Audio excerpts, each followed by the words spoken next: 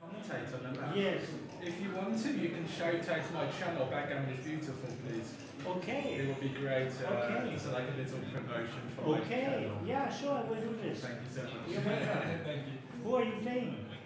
Me and Giet against two Japanese players, Midsummer and The guy who has a program for reading in the files.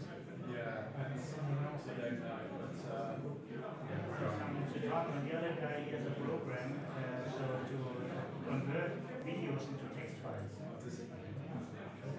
He has a little promotion here. okay, good to know. Yeah. Very good to know. Yeah. You play together with Gerd van der Streek. Very strong team. Yeah. What do you know? We just went in camp, we were at Greece together as well, so we feel confident, yeah. So hope you enjoy it. Nice. Yeah. Thank you. Good luck. Yeah, the game is beautiful, right? Nice. On? Of course.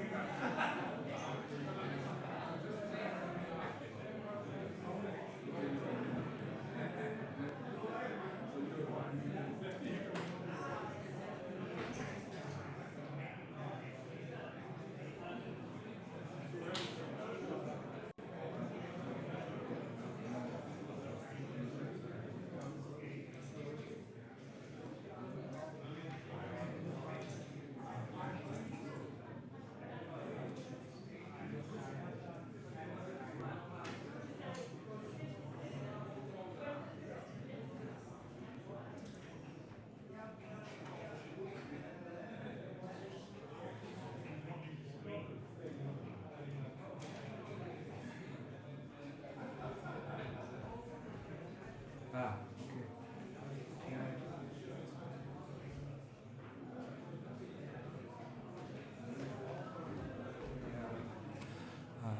So how does this work?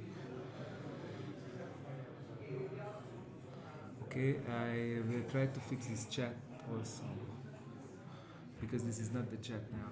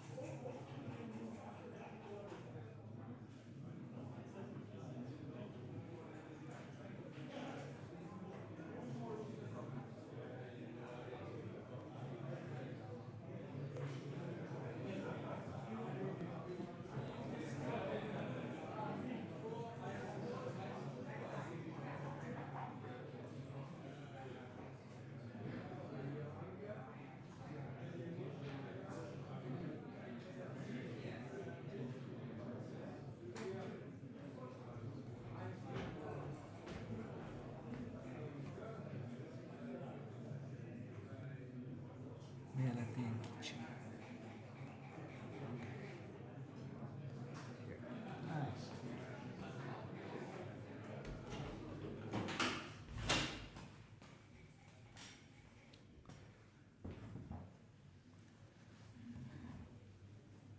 WBGF Doubles World Championship 2nd edition. I'm on the microphone. My name is Tobias Hellwag and I'm happy to present the first match. There's a group stage, 41 teams registered. They all play, or most of them play 5 rounds. Obviously, some are unfortunate to have a bye. And after this group stage, the best 32 will go into a knockout. And the first pairing is on the top side. It's a little bit misleading because actually maybe I asked them to correct it. Give me a second, it's a little bit misleading.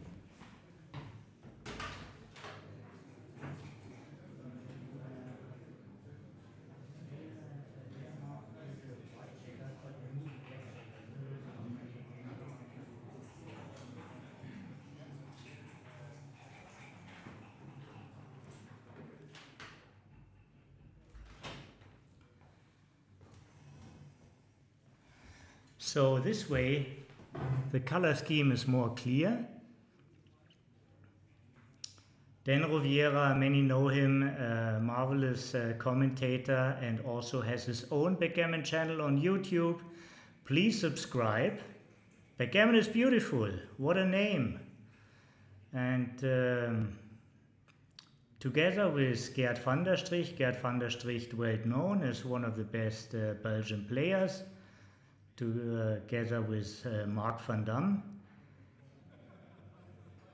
Gert sometimes has some volatility in his decisions, but he can play very, very low PR. At least he played at least 3 UBC candidate tournaments. Tapio is with us in the chat, so whenever you watch the stream and you come to the chat, please say hello. And on the bottom side we have a Japanese double, Sam Mitsutani and Kishono. Sam is known for a long time, also traveling internationally. I played Sam already in Tokyo a couple of years ago, more than a decade. And Kishono developed a program to read in your files and to convert video files into text formats which can be analyzed later. So this can be a very, very useful as a tool for backgammon players to develop their game more. So more about this in this tournament. He brought some flyers with us. I don't know if he has an online page. He didn't make us aware. Hi Jeff, very nice to say hello in the chat. Pleased to have you with us. And I hear a lot of teams around already started to play.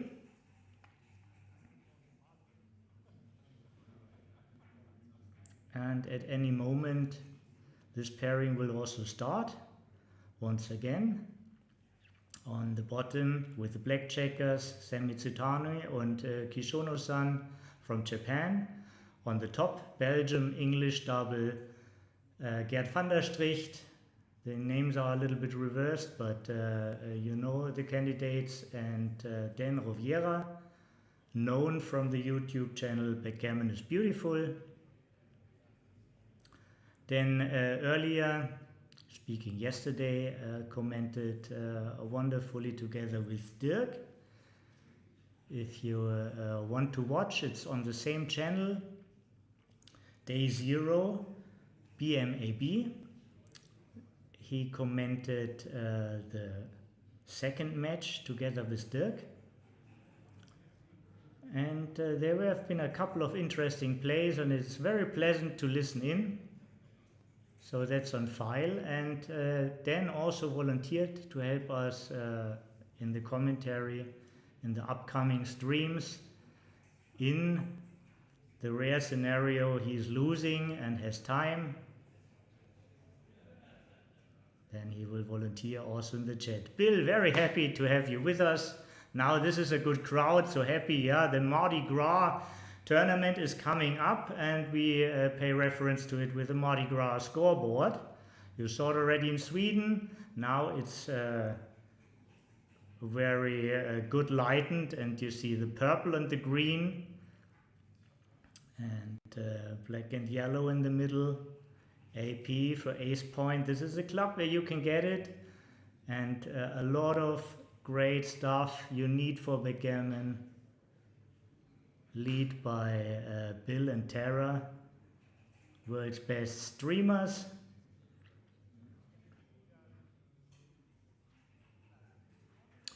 Maybe I go quickly out because maybe they're not sure that they can start. I will just signalize them that we are ready, just in case there's a confusion.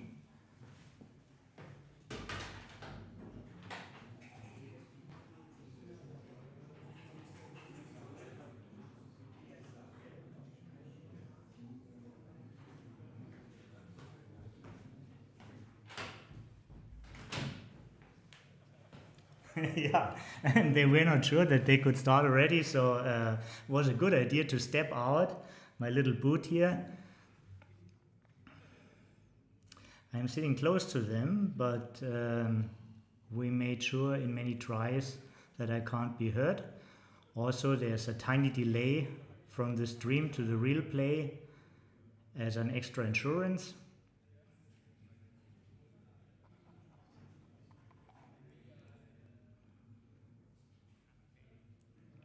"15 seconds delay time if I get it right, and 3 minutes per match point. Time bank equals 21 minutes for the 7-point match.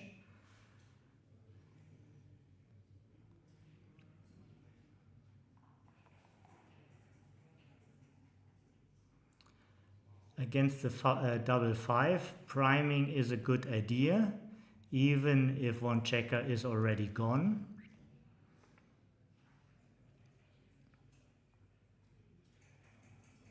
Following the plan.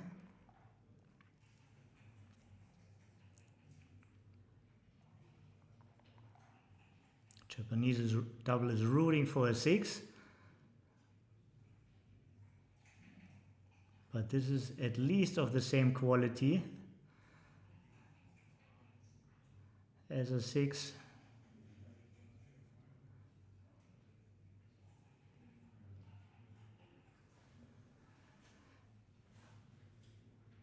Yeah, the first 2 aces were brilliant. The second 2 just have to be done. And this is probably the least harmful way. Double 2 would have been a great roll, making the bar, counter priming.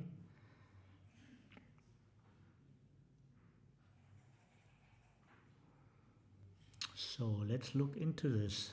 How do you want to handle, what's the medicine? What's the medicine for this?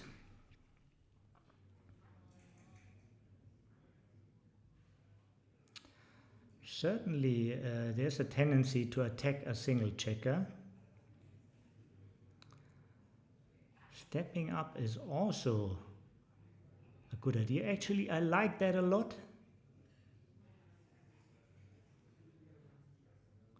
It's a little bit the cake dilemma. You can't eat the cake and keep the cake. It's the same with these unstacked points, 7 and 8.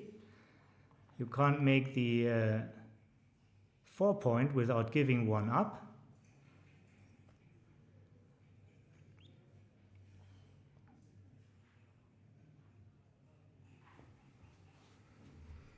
No real alternative. This is the only play.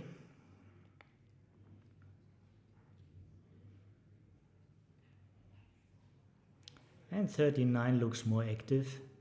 More builder strength. Only 4 shots. but results in a way stronger position when you don't get hit.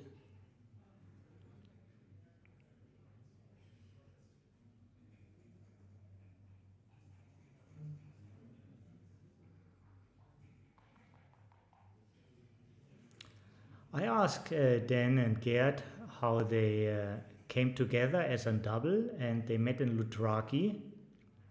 This year there was the WBGF team event in Loutraki. Or actually, as it was Loutraki, they must have met the year before, because this time in Greece at the team championship it wasn't held in Loutraki, so if I get it right. So they met last year and came into contact and decided they would make a good team for this event. They would make a good double for this event.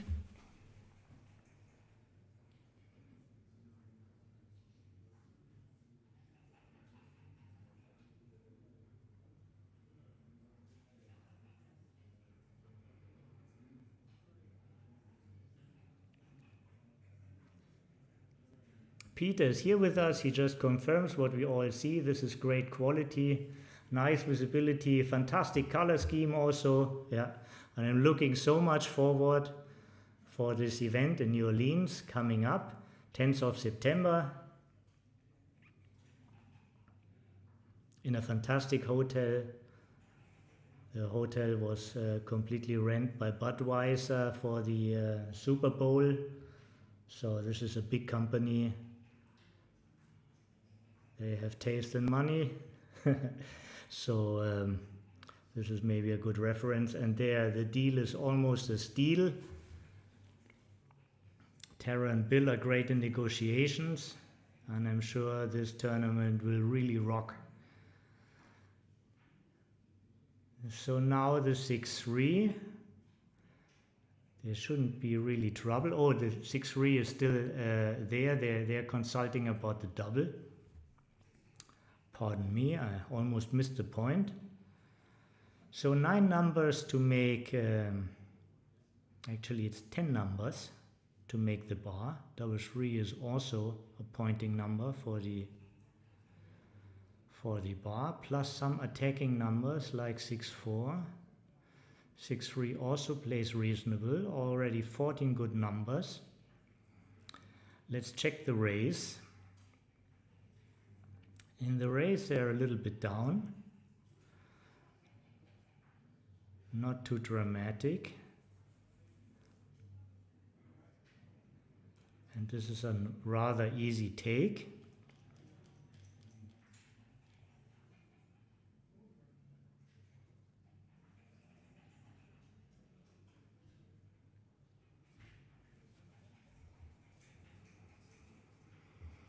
Hitting is also an option. I'm sure they are setting this up with the loose checker in the board.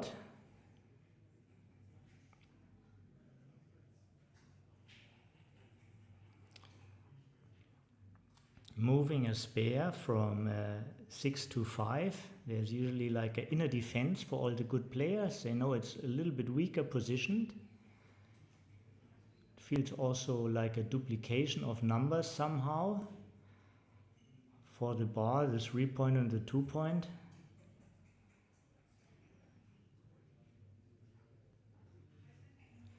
Yes, they did set it up and they decided to play like that. The more gamishing play after doubled. Direct benefit is they get another blot to shoot at. And 3-1 is marvelous. Of course, they don't hit on the bar. It's a pointing number.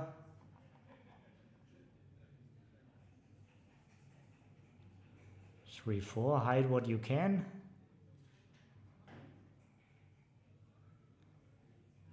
Yeah, they're just checking if there's any duplication, making it worth to step out. There was none. 6, and now either hide the checker or switch from the 4 to the 3-point. These are the top options. And the board is very fierce of Mitsutani and Kishono-san, so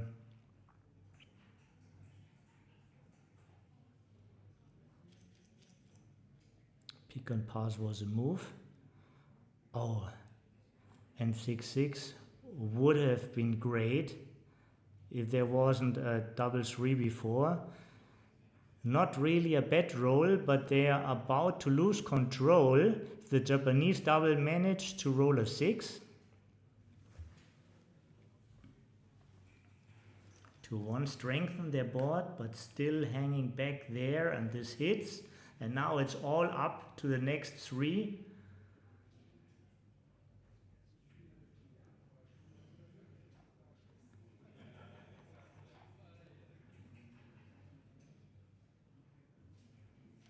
Now it's all up to the 5.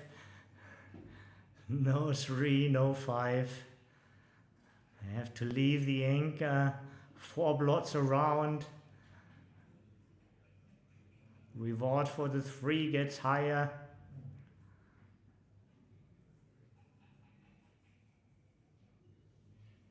No, no, no. There's nothing else you can do. You can't do that. They know it.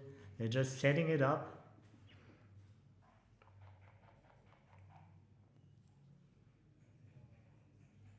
2-5, no dice and checkers. We're in Europe.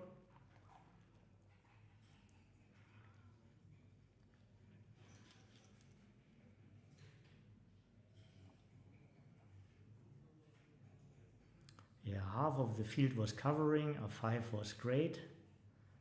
Direct 5, no headache. Should be now an easy job to walk out with the last guy.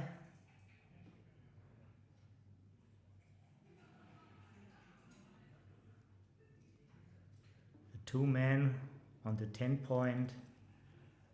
2 middle crossovers extra. Maybe can result in a couple of extra gammons. Chances of getting gammoned is still low, but high 1 digits.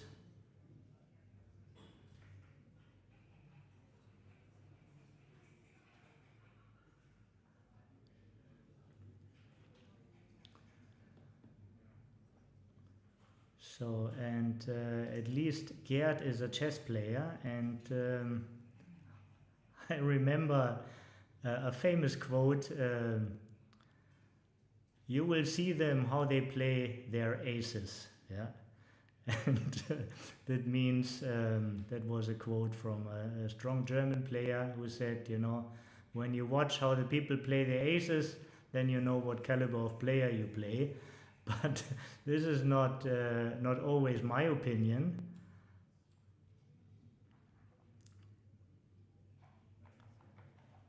But you can see that sometimes Gerd gets carried away or falls in love with these small details. It's probably a good help that Dan is on the dice.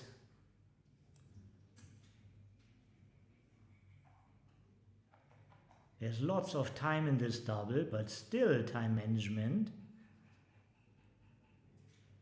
is an important factor.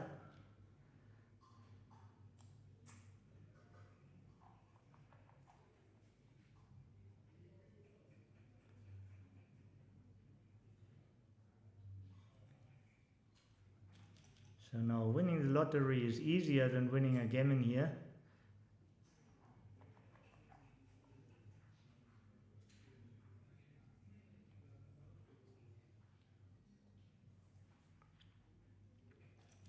Well done, no sense, there's no PR points for that. And 5 away, 7 away, interesting score. Main focus is the juicy redoubles for the trailer. Hello Jacques, very nice to have you back here in the stream. I actually don't remember the 6-4 at all.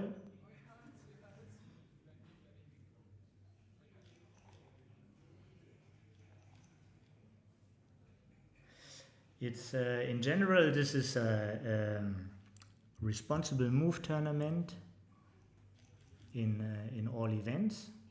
Responsible moves is the official rule set of the WBGF. It means you're responsible for your moves. It means whatever you set up and doesn't get corrected, yeah, is a move that stands. In this pairing, I almost cannot believe all four overlooked that the move was illegal.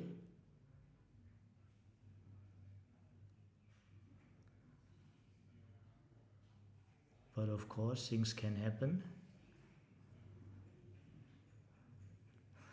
It just recently happened to me, small anecdote, then I will stop to talk about me, but I was so paralyzed from a noise carpet recently at a small round robin tournament that I actually started with a double first roll. Yeah, we both rolled double 2. I picked up the dice as there was so much noise going on, rolled another double 2 and then said it, and my opponent said nothing about it. Yeah, I was really ashamed later when I did the recording. So everything can happen, and most often it's not intention. Okay, only a small issue. Yeah. Then maybe everybody was in relaxing mode. Now let's look at the board. 4-5 does hit, but not in a great way. It could be a super duplication of aces, stepping up to the 20 and hitting on the ace.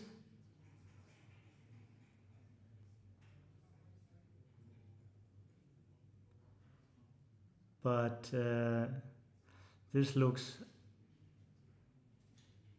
hard to say that it looks more natural with 6 people on the 6 point, but this is a regular position to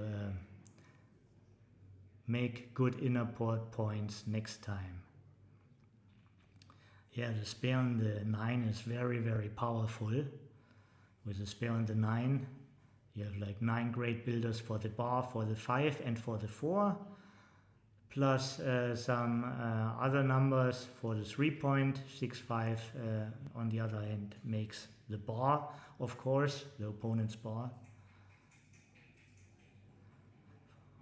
4-3 definitely makes the anchor, because your position improves so easily forward. It's a defense which is limited, and so when you can do 2 good things, you decide what's harder to do. That was clearly here the defensive anchor, and great choice, because they would have been out of business already. Having 2 checkers indirectly primed behind a 5 prime. If they wouldn't have made the anchor, very happy, big reward for their decision. 6-1.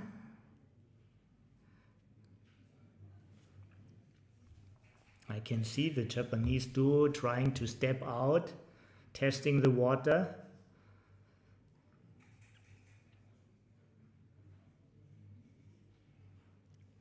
Of course, this is also very constructive, making another port, increasing inner board point strength.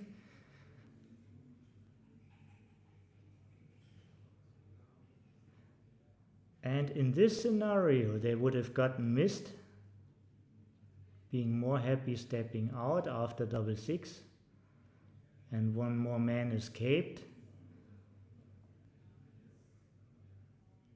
Looks like they are faster. But that's yesterday's papers, so let's watch them. Usually you want to make points. The 9 point is a priming point, and No big headache to play with two blots. Yeah, the guy from the mid is very hard to hit.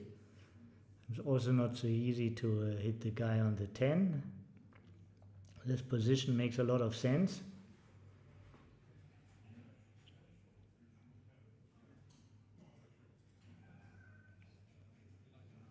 Looks like they find a very good way to exchange here. Oh, and this is a hit. Oh, and it hits both. What a number. What a number. I shouldn't have said anything. Oh my God.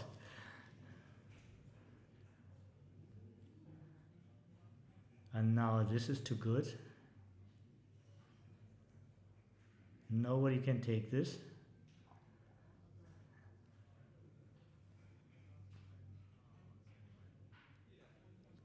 Of course, I mean, there's a mild risk that Dan and Gerd manage to get the second anchor, but first they have to enter with two blots because now they're on the bar. Yeah, nice play on from the Japanese doubles pairing.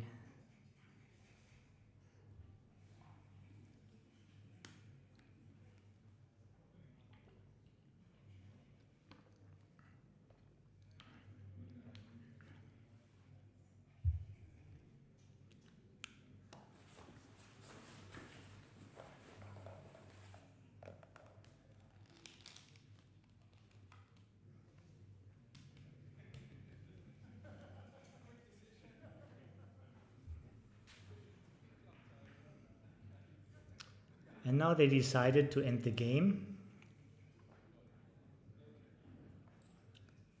Not too good anymore in their opinion.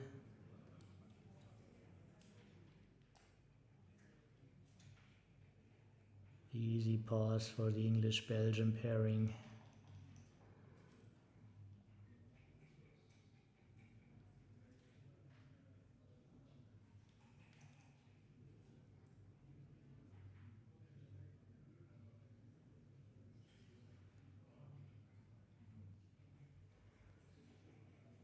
It can be great, but sometimes backgammon is their own language. I feel like I understand many languages when people play backgammon. You can read mimics and you know the concepts, so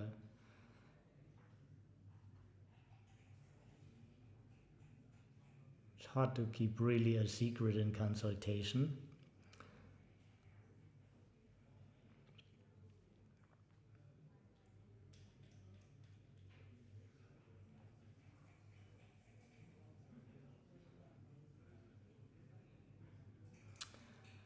The 6-5 hit was mandatory, and then I actually just changed my glasses, so I missed a little bit.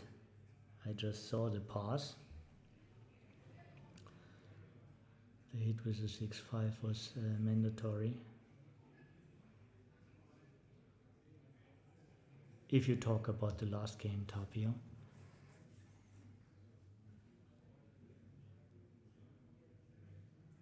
Avoiding the second anchor.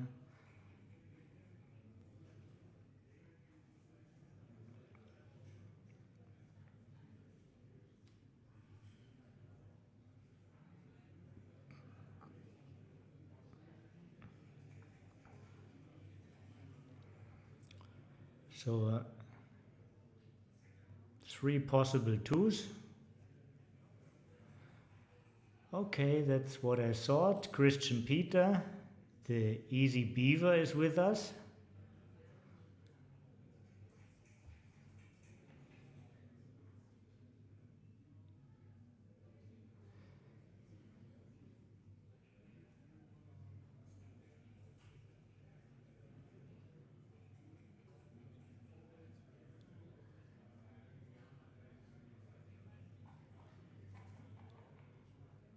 Interesting.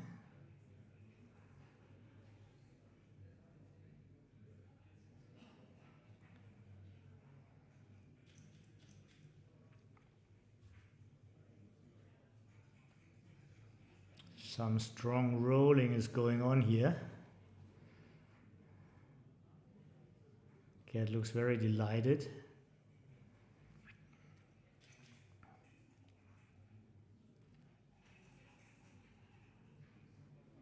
Two holding games.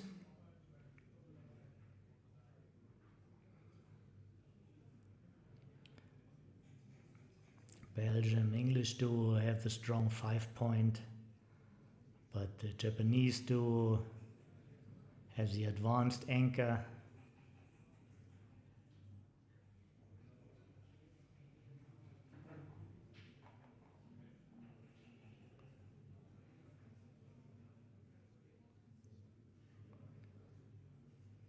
Three, two, not too fancy, could make the 5-point.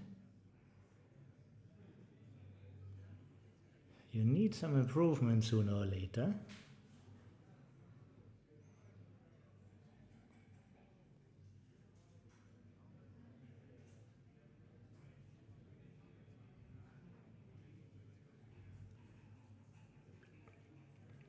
Nine-point is of course top choice with double 4. And now starting the next best inner board point. Leaving no blots to hit.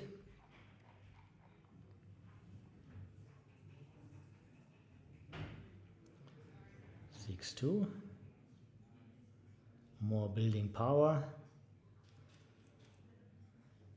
Midpoint is of lesser use when you have a higher anchor. So what really is to do is the Japanese need an infield point. You have a good position to realize this now.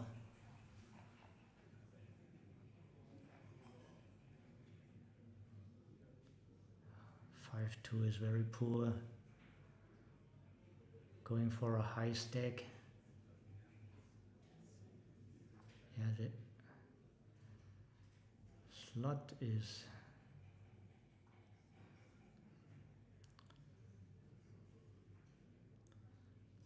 the race is not bad if you're not on the bar.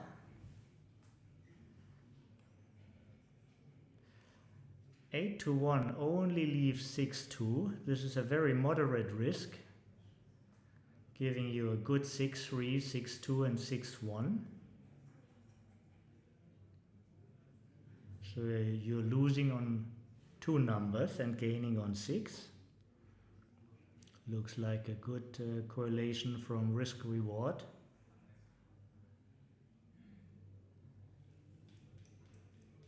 I like this thinking.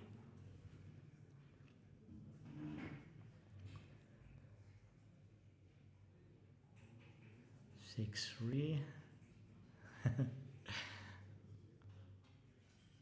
Could play one guy from the butterfly anchor. That's a Japanese term formed from Michihito Kageyama, who is now in his home province Kochi and soon probably in Monaco. Formed these terms because you can't often hold the 3-point anchor for too long.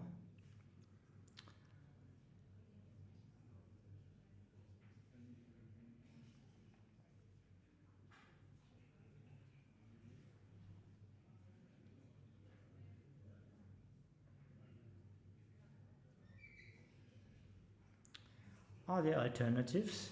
I'm sure there are. Maybe you switch from 8 to 4.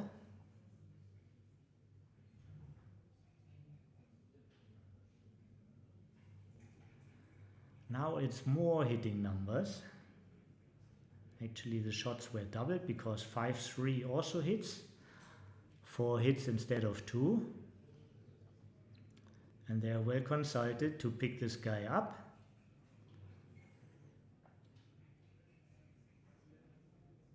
Two is a common part. And now out or slot the 2. Still there's a weakness in the Japanese home board with the blot on the ace. Thinking about McGrill safe versus bold criterias, having the stronger board and the weakness in the Japanese home board, lead them to the conclusion to leave now.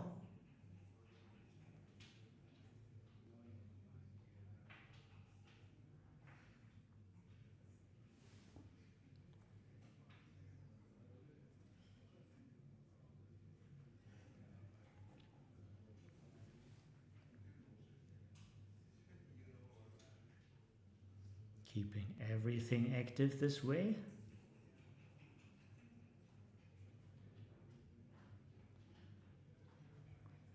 And now if Gerd and Dan are not really up in the race by a lot, there is no need to double against the 4, against the high anchor.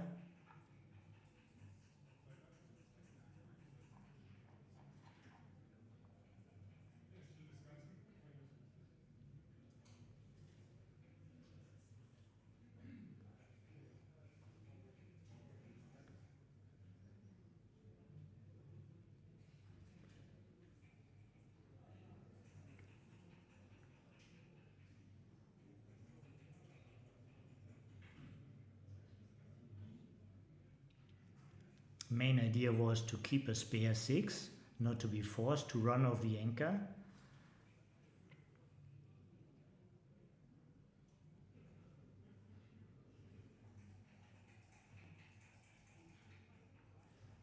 And if Dan and Gerd are not significantly up, they should just wait till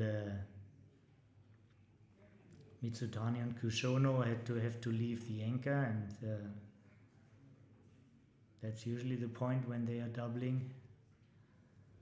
Let's get a quick count. So this is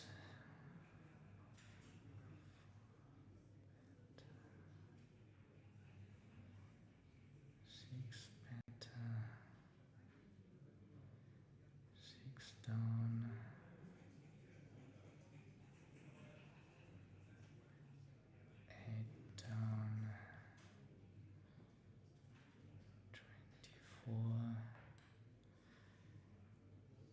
If I got the count right, then Gerd and Dan were like 14 pips down before the roll. Rolling a 9 means now 5 after the 8-13.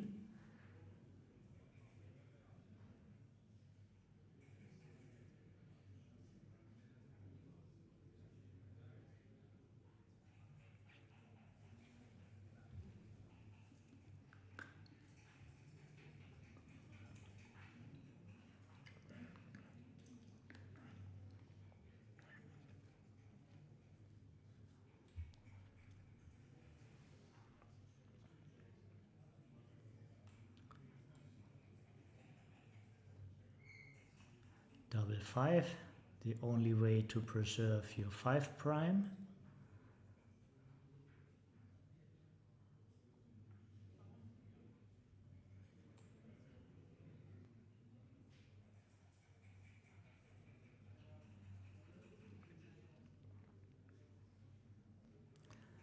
Now they are a little bit up, but also they're doubling the trend. Long crossovers for the Japanese duo.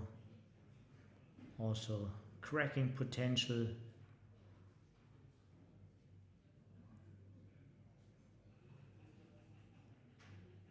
For the Japanese. But the race is probably just too good for them to pass.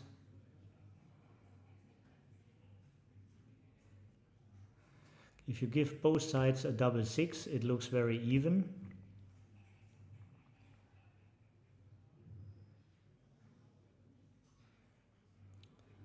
It looks like it's only like 4 pips.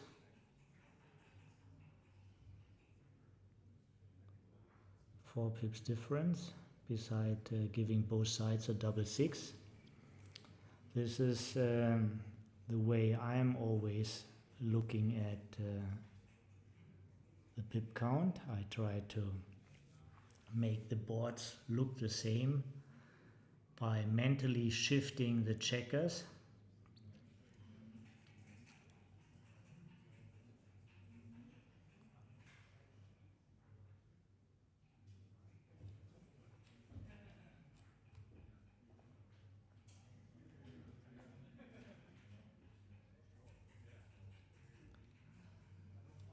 And this was a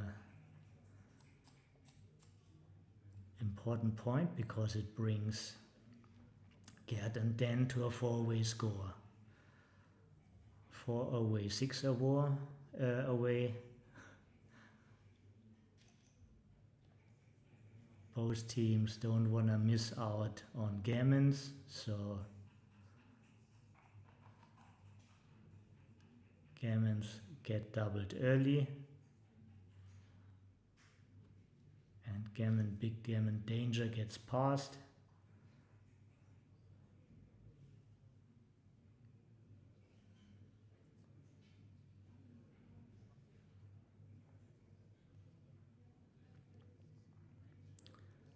That looks like the right move. Yeah.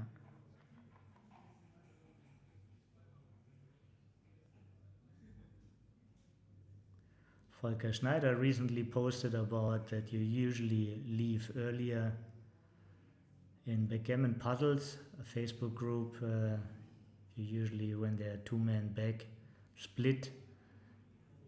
You very often leave with the one which is on the 23, and then he had a position where it was different, but it was there about a duplication of good rolls on the other side. So always look at the whole field. Don't think in boxes.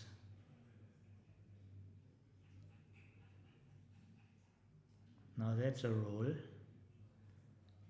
Absolutely.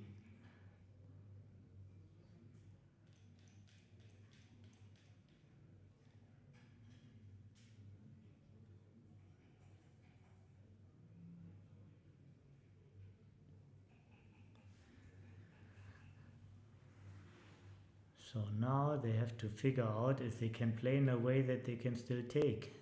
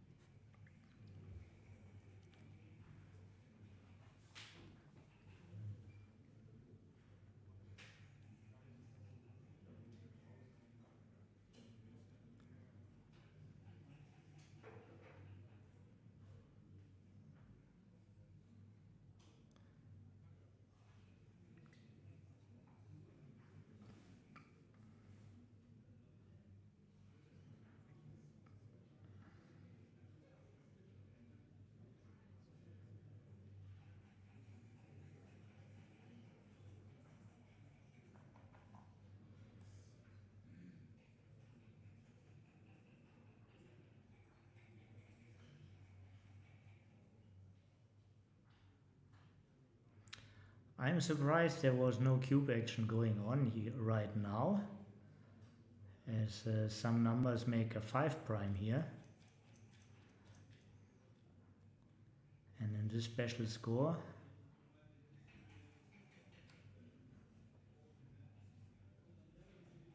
right now the cubing power is gone. Maybe they thought it's too good. Now it's probably not good enough.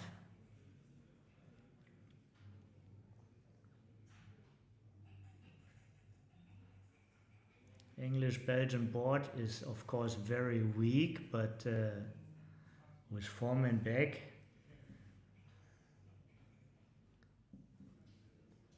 there's a lot of work to do. Kishono-san uses a face mask. Maybe he wants to avoid lip reading. That nobody catches his insights into the game, since the camera is on his face.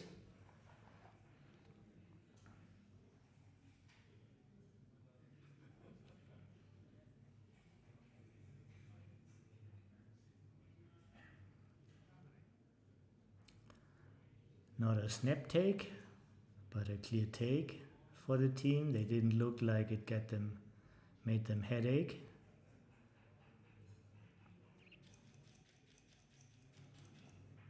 The 2 would be a tremendous improvement. 6-4 would be even better.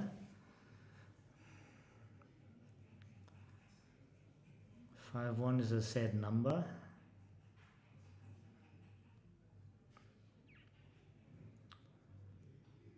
Now some extra blots.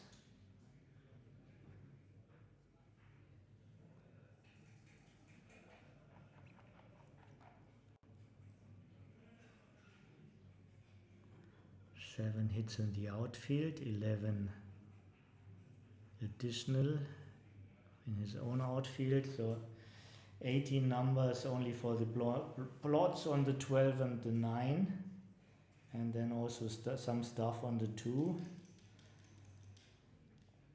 I can see myself investing more time into this move, but this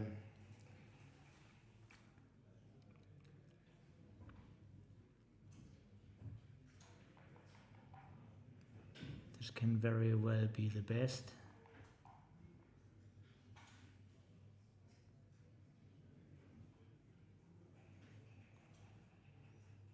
6-5. I see nothing else. Sam pointed it out. This is a way to get the guy on the 12.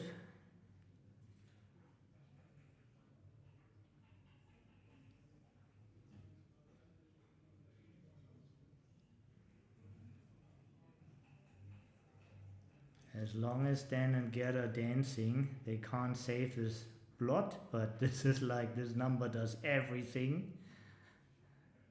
Entering and saving.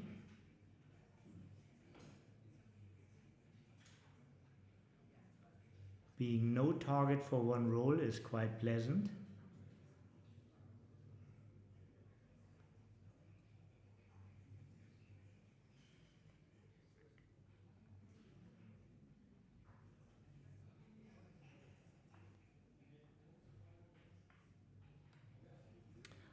All right.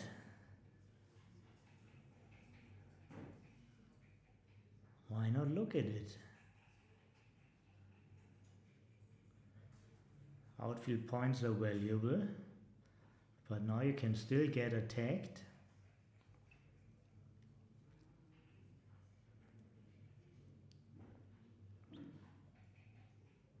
Oh, yeah. This is important to set it up right before you hit the clock.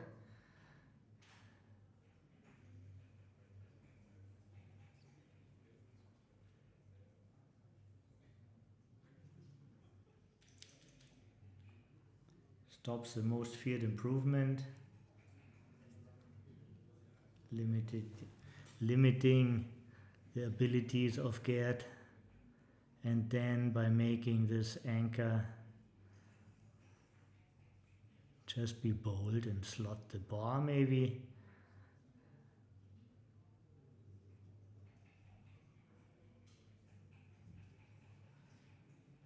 It's one option, but let's see what they come up with.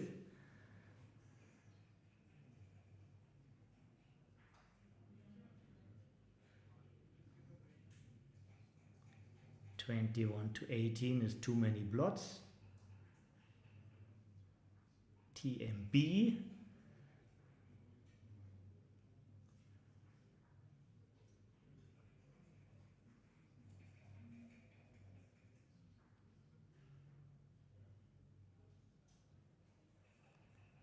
Yeah, the hybrid. Sam knows all about. I think he was a manager for Toyota.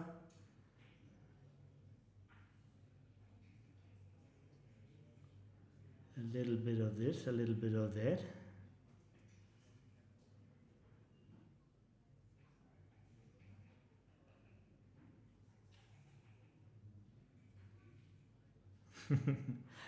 What's the alternative? Going out into a double shot or from the mid to the 6? You don't really want to go into a double shot. It's nice to start inner board points, but it's a big weakness when you get hit.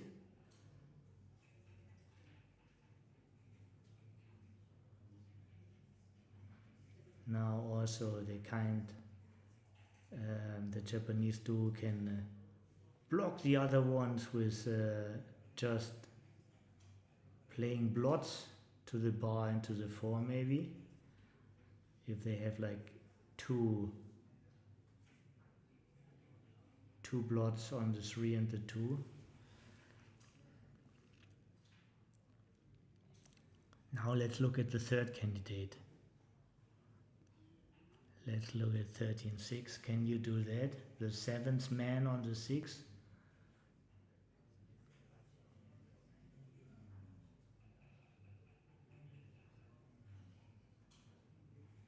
This has great benefits if you survive. It's just you're not a favorite to survive it.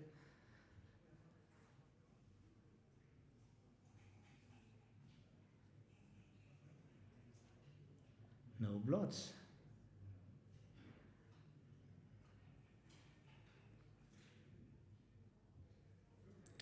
I'm happy that I don't have to make the decision here.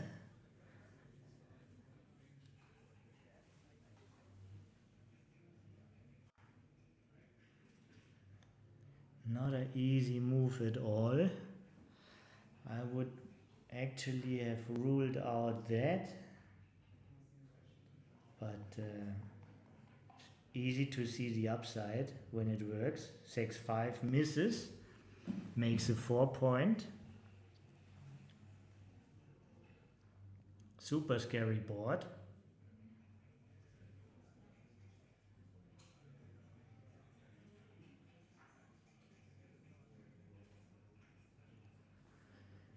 You can either make the 4-point or leave a shot with a 2. They decided to leave a shot with a 2.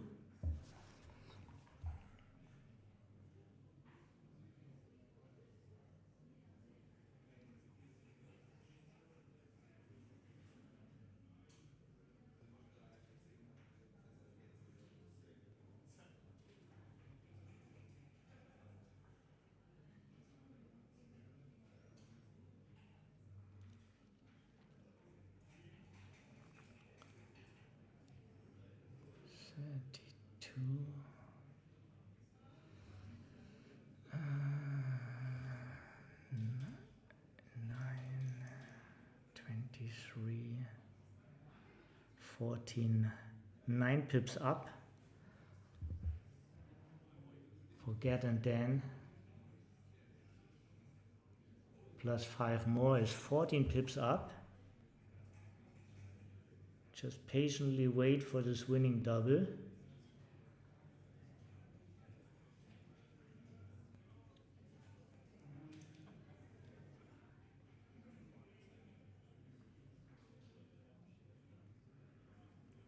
This is a double, certainly it's good, but is it winning?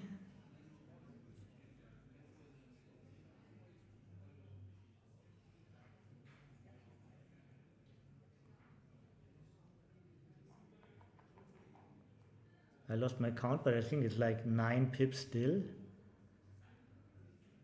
Could have been right to block 6s.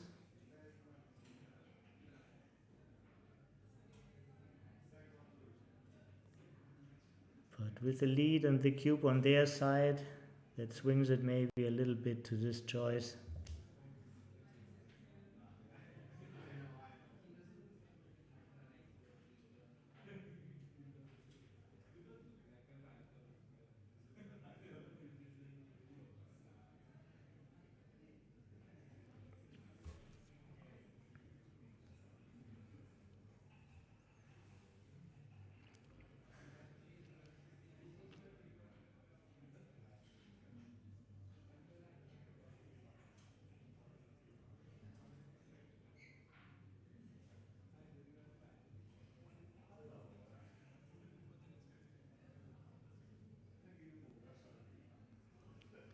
One thing I can tell you, these two agree on a lot of things.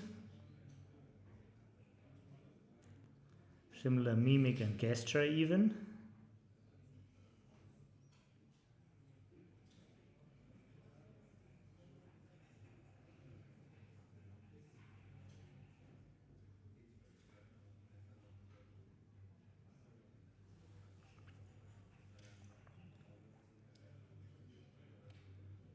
Double three, fantastic number.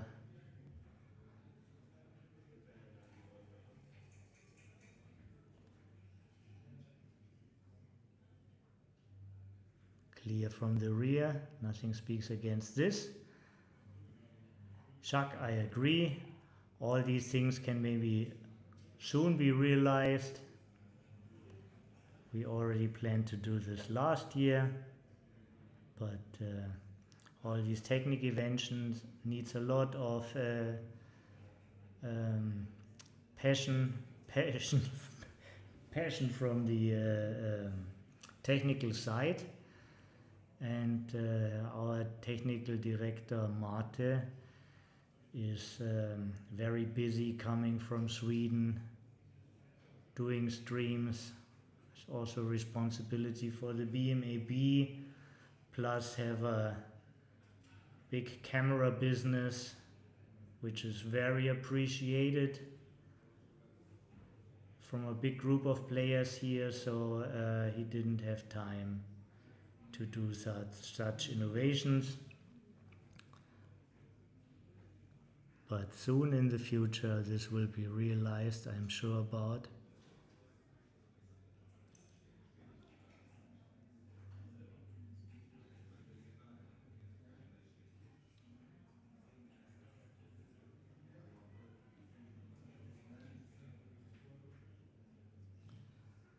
Nothing else available.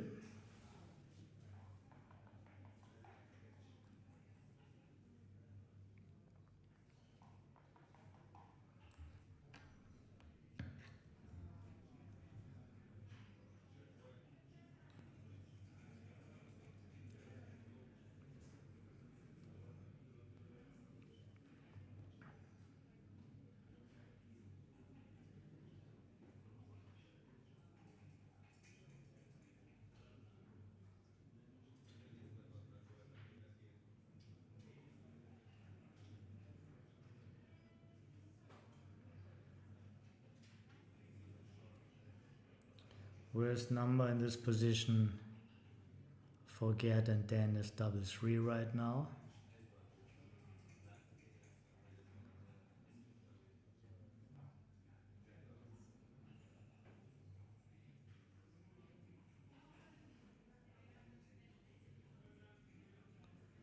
But there's no single blotting number.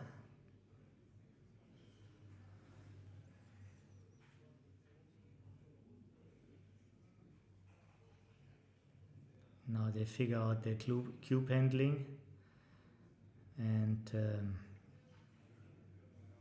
they came to a conclusion. They pass the question to the other team. What's the correct cube action here, they're asking. What would you do with a 4? I take it. I'm capable of doing mistakes, but for me this is a take. The race is not dead and they are blotting sequences. Down in the match.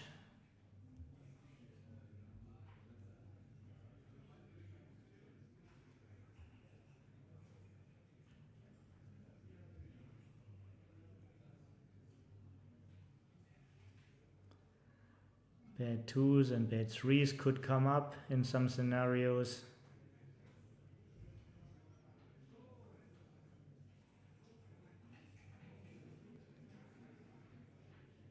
If I was doubling, I'd be more happy to see my opponent passing than taking. Oh, and we get information, it is a big pass.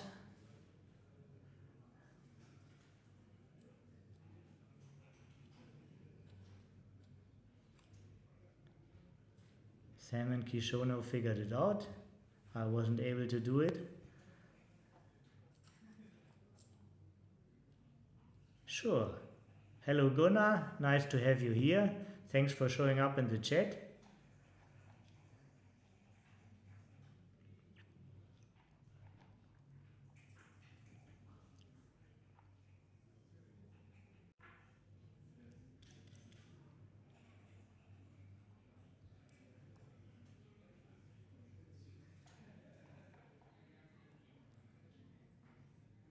Paul, come up with another information, and then we reconsider. It's we have no proof, just trustful people.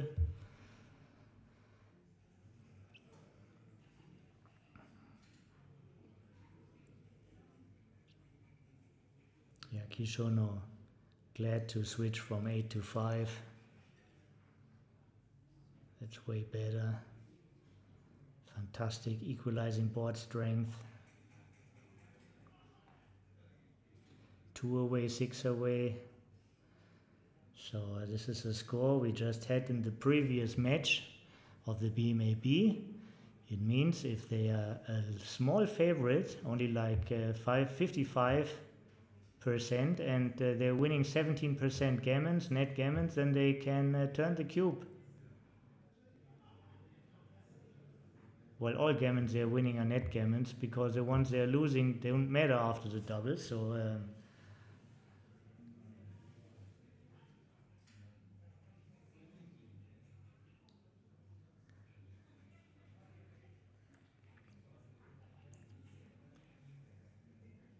Sam has a smile on his face, like he has a winning plan.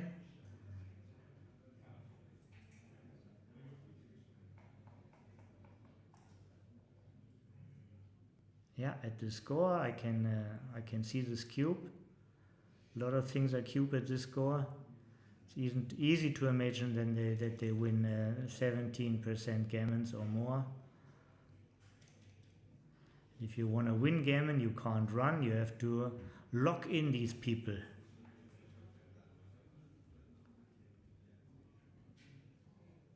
So 6-3 was well executed.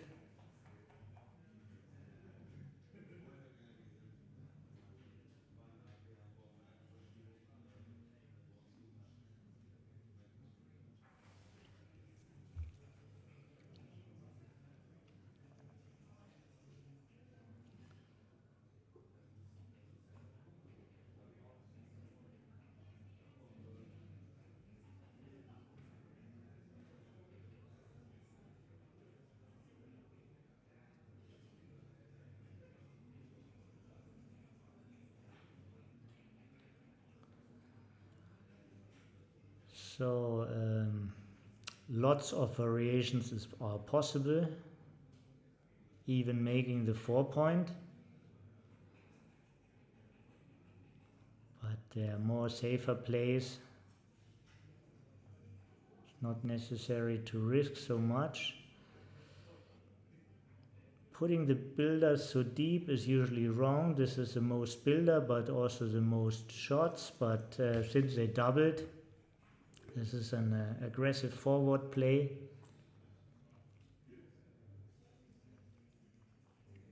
Certainly wins them the most gammons, and they're not shy to lose gammons, so like this.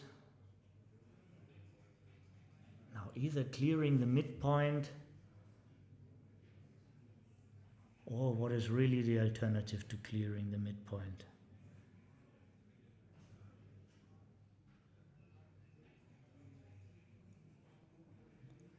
Six shots this way, and sometimes you get primed, so especially when you can get primed, you want to look for your own priming potential. My clear number one candidate is this move. Sam looks happy with it. A little bit of sweating for the next roll, 4-2. No danger.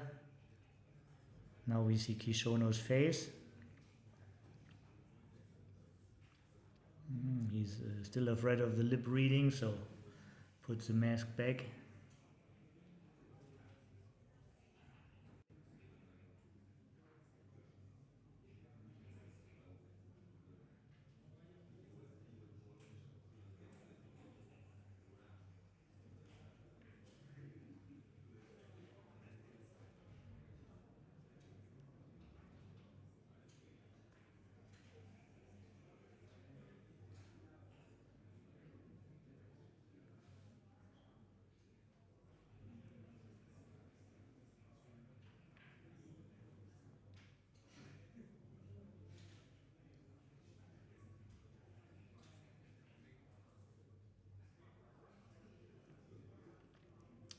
Yeah, you need to counter prime, so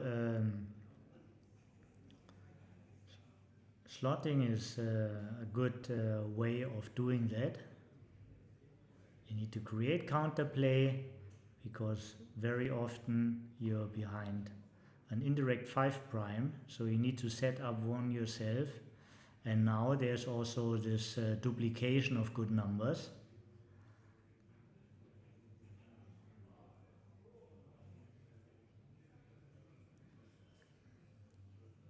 This looks pretty clear. You want to make the 8 here. This is a shot reducing, counter shot reducing play.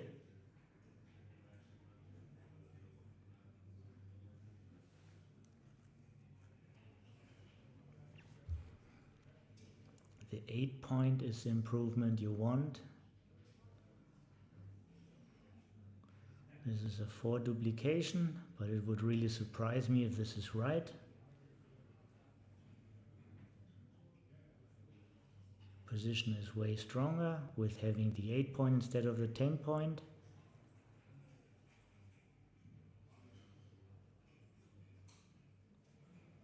This doesn't do too much.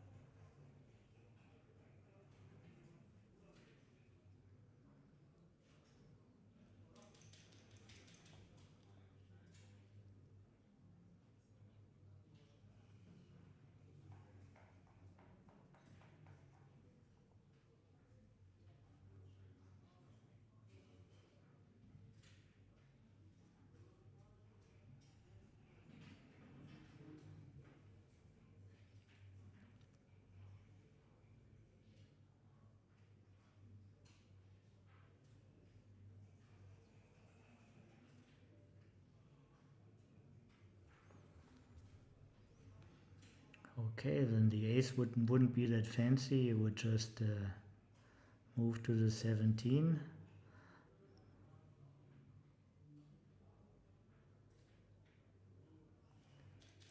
Now they decided for that, okay.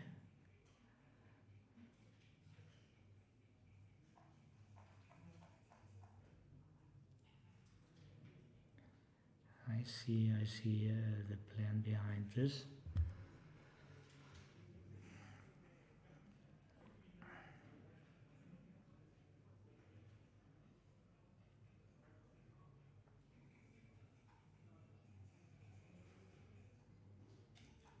Yeah, important was to make the 4 point. This is what is this big swing on.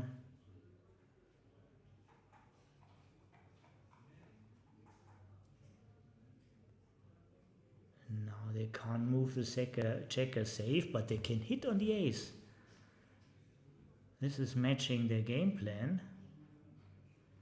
This is the way to the gammon.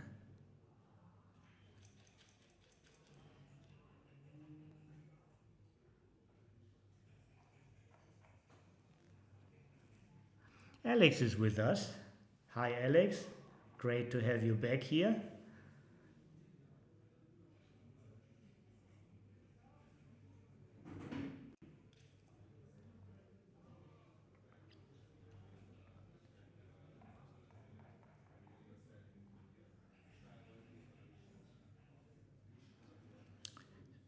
6 to 4 and 10 to 9.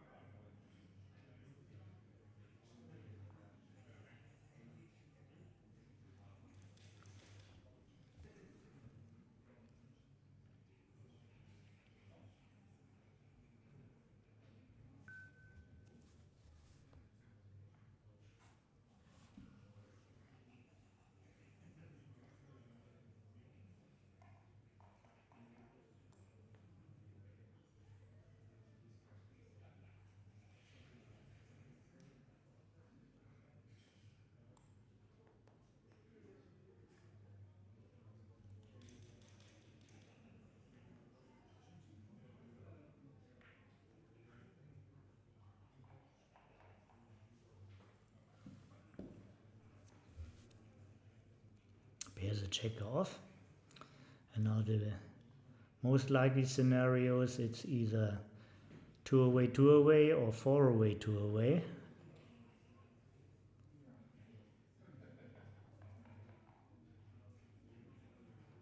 But still in some cases this match is over right away. Better don't leave a shot.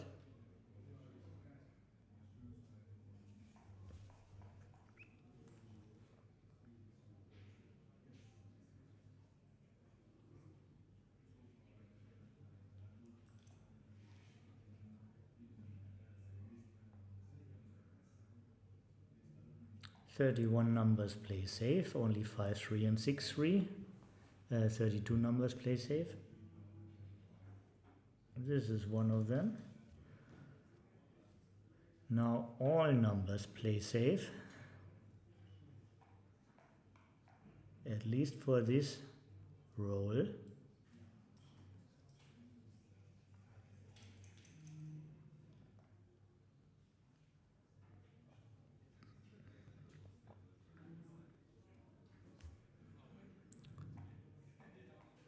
Four doubles leave a shot, most twos.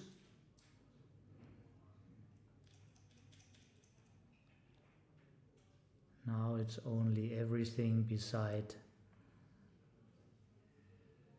Oh, and it is 6 away. You pay some attention to the BG. Just pay attention, this is all. It's a 6 away score, doubled cube.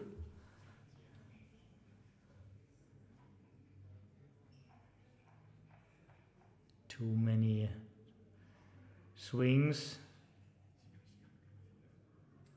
Now there are 0 BGs. All small numbers hit, the others go out.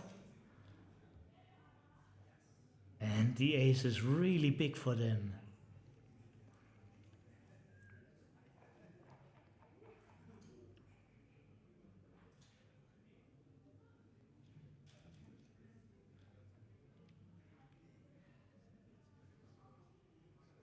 Famous last words, yeah. What could possibly go wrong? These are the famous last words in backgammon, and then you roll.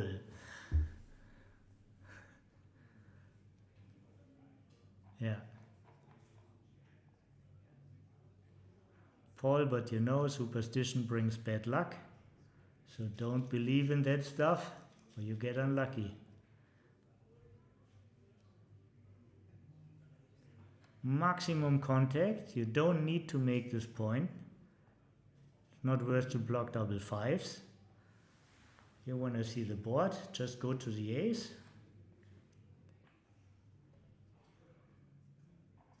Also about saving gammon, sorry, yeah, maybe you're a little bit more concerned. It's not only about hitting, and not only about, sorry, I did wrong consideration, I misinformed you. Of course, you don't want to lose gammon, so it can very well be right to just go to the 12 as they did. I don't have to figure it out, they have to figure it out. They do their job.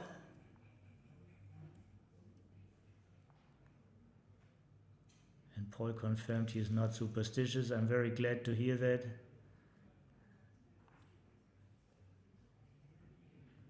Yeah. And looking into a new score. 4 away, 2 away. One of the best trailing scores. At this score, your gammon price is 100%.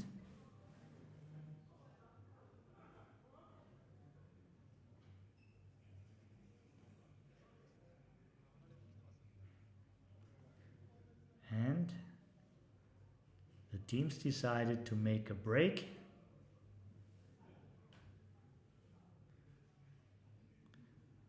This would give us time to discuss the one or other aspect. Please, if you come up with questions, I am here for you to answer. I won't leave the room.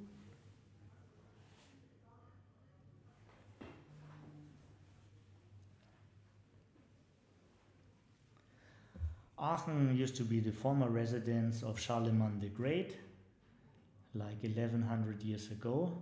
A ruler which is claimed to be from the French and from the Germans, to be their first emperor. And this was his favorite residence. He didn't have a castle. He used to travel, but his favorite residence was Aachen, and here he was also crowned. So this city is loaded with history. We have beautiful weather, and we are playing at a wonderful location. It's the second edition of this event. Okay, I have a question here. The 2 away score, as a leader, one should only double if there are no gammon losses possible. The leader, if there are no gammon wins possible. I think it's a question. So if you're 2 away and you can, you have a chance to win gammon. Of course, it's always a question how big is your chance. In every position where there's nothing bad off, there is a chance. But if there's an anchor, it's very small. So. But if you have like at the starting position, yeah, from the starting position before the roll, there are like 13% gammons in the game, yeah. So it's gammonishing when this increases. So of course, as long as you have these active gammons, you won't turn the cube. As a leader, especially at this score, 4 away, 2 away, you have a tiny little window to double. You need to be over 80%. With 80 point something percent, you can double at the score, and until 18% you can take as a trailer, and then it's an immediate redouble.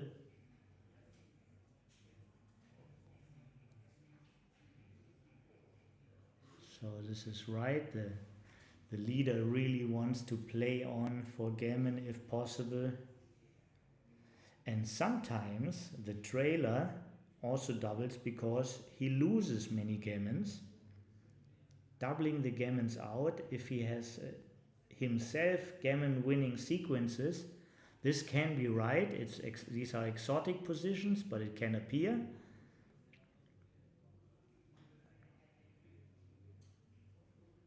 Yeah, very small window, which is very tough to find, and as long as they are active gammons, this is usually like the king's way of winning the score as a leader.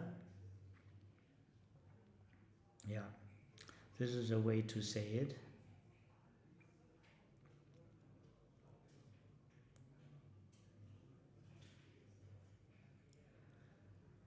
As soon as Dan and Gerd will leave their 24 point, and if the Japanese do manage to have a board point already, then Dan and Gerd are facing a very strong double already. So cube action comes very early for the trailer with any gammon chances. And it's very hard to find the double for Gerd and Dan.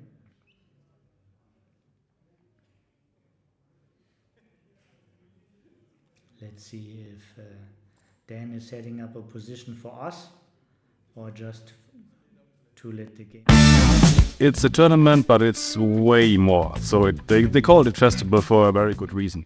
We have lots of additional action. We have doubles tournament and we have a pro-am doubles, which means we have an expert and a not so experienced player. There is a lot of historical places, a lot of sightseeing. It's a very nice city. And everything is close, everything is nearby, so it's really a convenient place. It's like an experience to feel entire city. It's a backgammon holiday. You can do backgammon the whole day if you want. Starts at 11 with the seminars and then tournament and until late night. So I think I need a rest now from backgammon next week, I guess. The organization and the program is so full of things like learning and exchange, which makes it a special festival or backgammon tournament. What I especially like about this tournament that they put emphasis on introducing the game to new players. So we have a beginner's room and lots of events for rookies. That's a very nice way to promote the game and make it more popular, and it really gets media attention.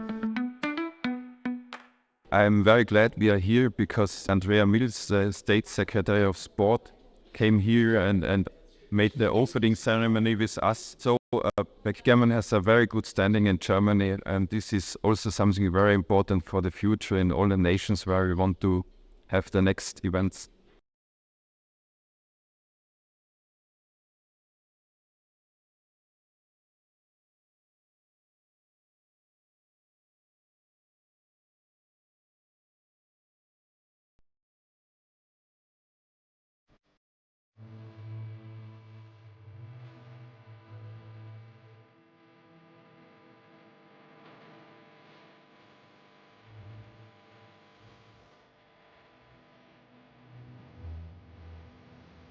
We are in Aachen, one of the most historical cities, and we are here for the first backgammon festival in Germany, I would say.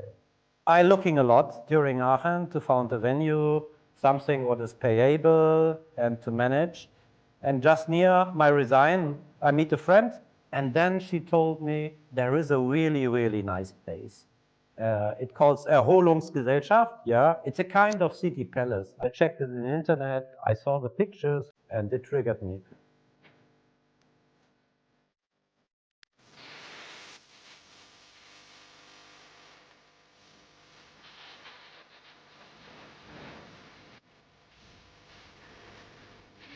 It's typical for the city, it's untypical maybe for backgammon. I like the venue a lot. It has charm, yeah, it puts a nice frame to this game. It elevates actually the whole atmosphere. It's a new event, and the venue is very beautiful. It's like a museum or like a city hall, building from the 19th century.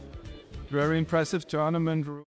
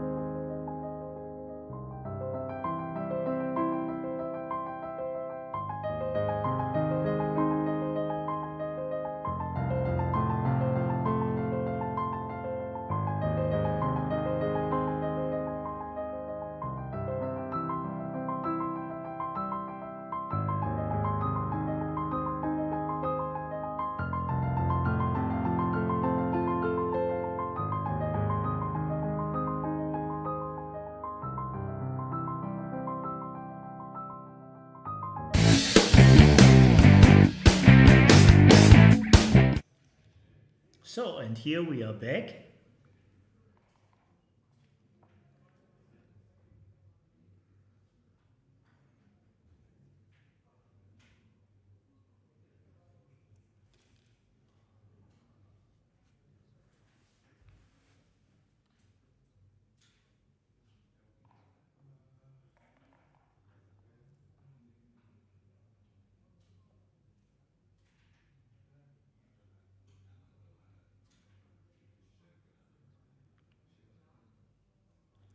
This is the move.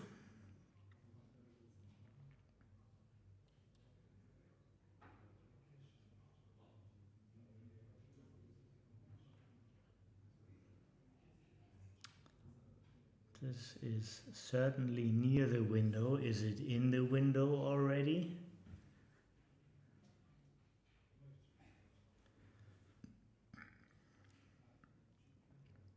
Eleven checkers attacking, no point made yet. But now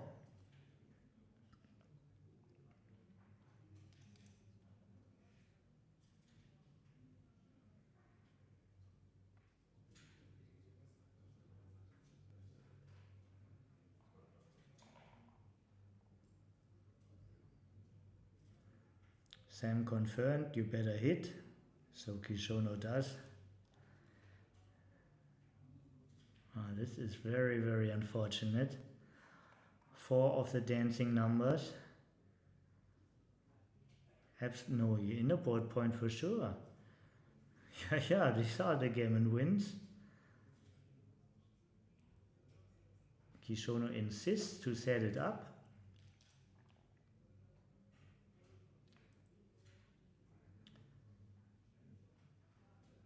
This is certainly winning more games this way, but unclear if this wins more gammons.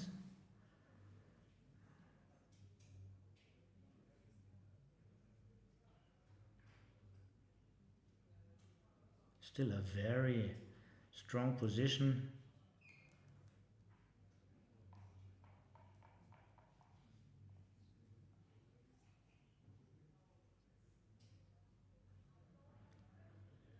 Okay.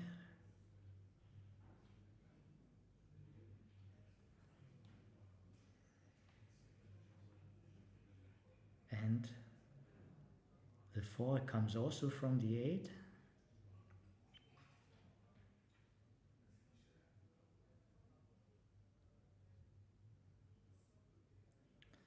Yeah, you want it somehow being different, but it is what it is.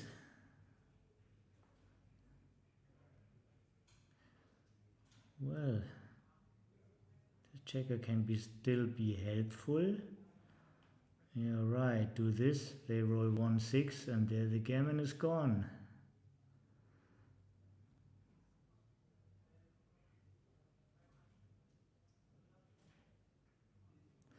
What's wrong with hitting here? What's wrong with 8-4?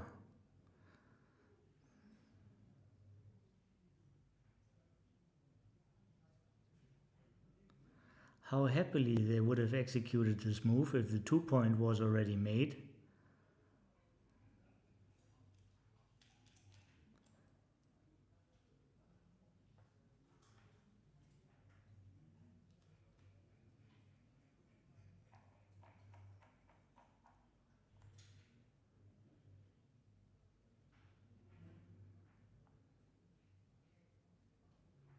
Absolutely.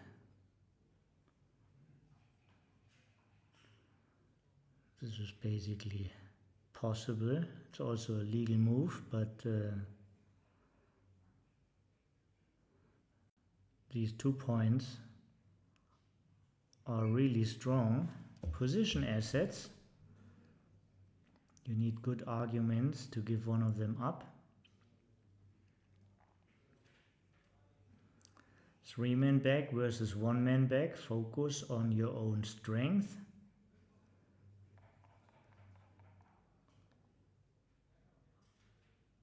And this is 2 inner board points. This is a gammon play.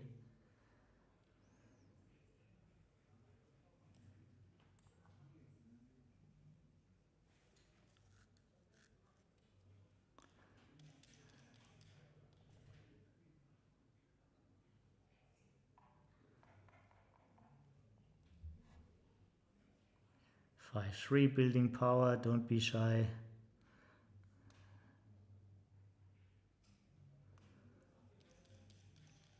Giving themselves the best chances to pull off a G.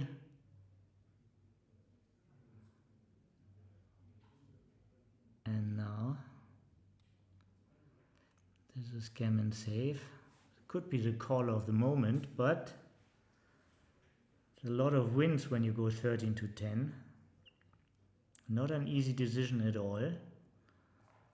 Contradiction of the score, but winning itself is of course strong. And 6-1.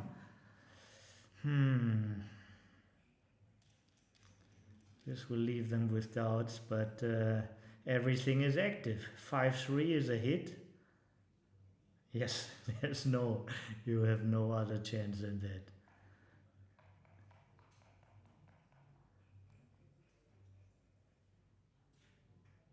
Four. And out. Yeah. Simply no other 5.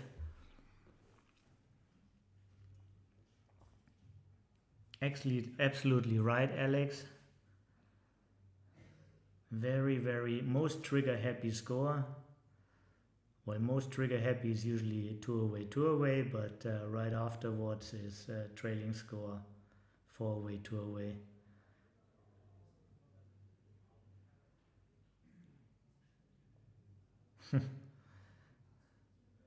No, you can't afford that, I guess. Yeah, just have to play this. This is gammon safe. Good choice, yeah.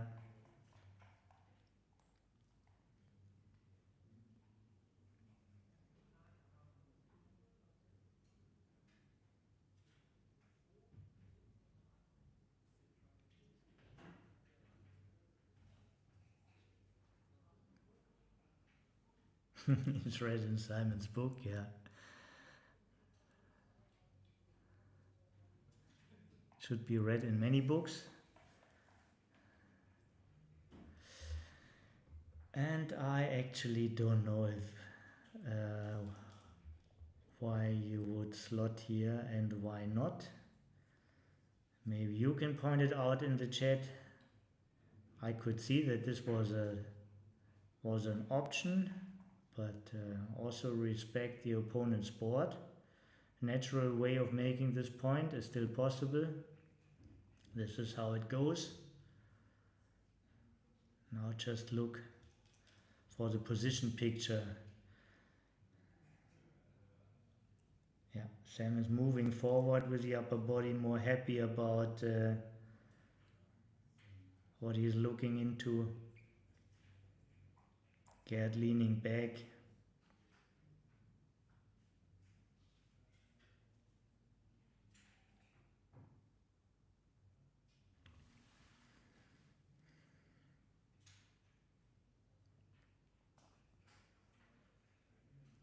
Can easily see that 6-5, 6-4 is bad this way.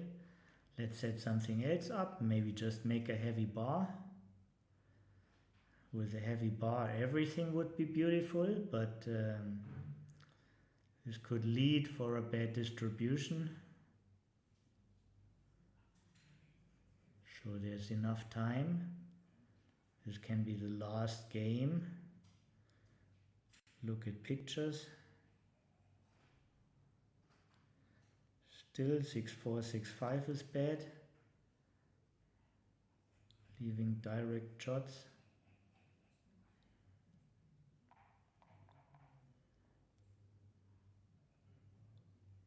So this could be 2 in, just clear the bar. Looks most natural to me. Kishono-san agrees.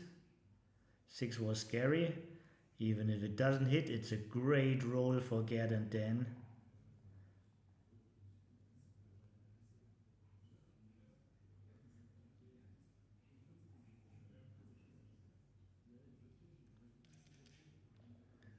Long time they were in lead, now they are hoping to get to DMP.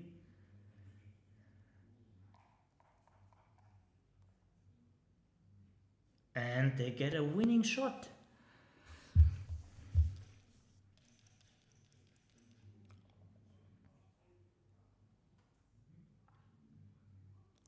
Could make the bar for a change. They could be following up numbers. You waste crossover but not pips.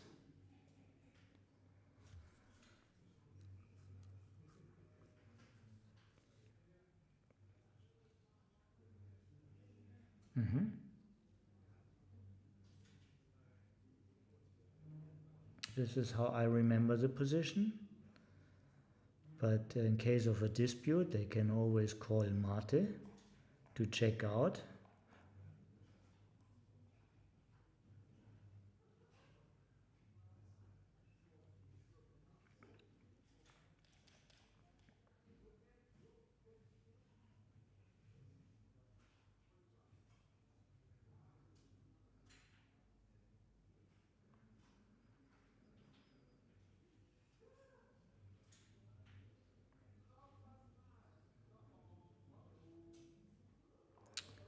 Yeah, this can save the most gammons.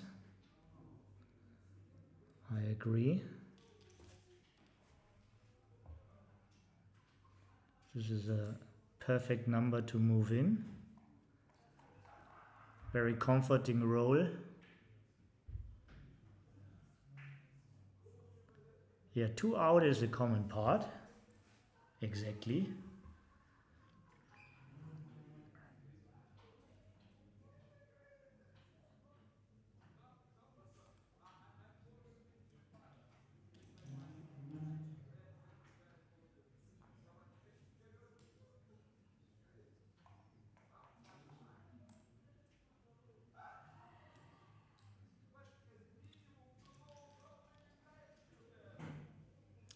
Oh, this helps a lot. 1, 2, 3. No, even further. They cheated themselves for 2 pips. It's from 21 to 9 and not from 21 to 11.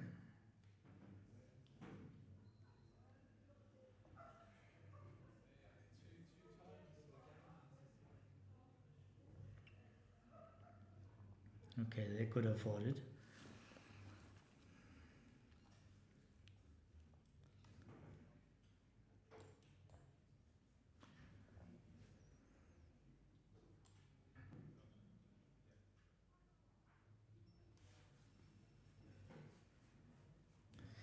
The smallest advantage leads to a cube.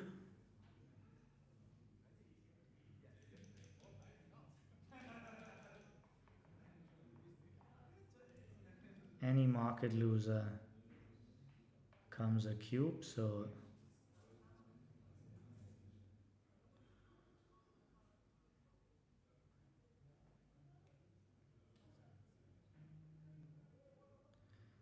and at DMP, I think you won a slot. I'm surprised. It would have duplicated also this great number.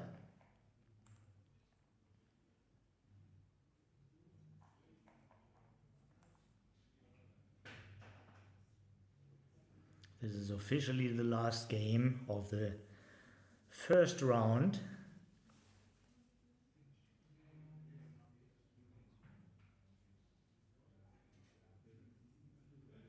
No, it's responsible moves, Carsten. This is a WBGF tournament. We are playing WBGF rules. And since I think 2 years, responsible moves is in the rule set.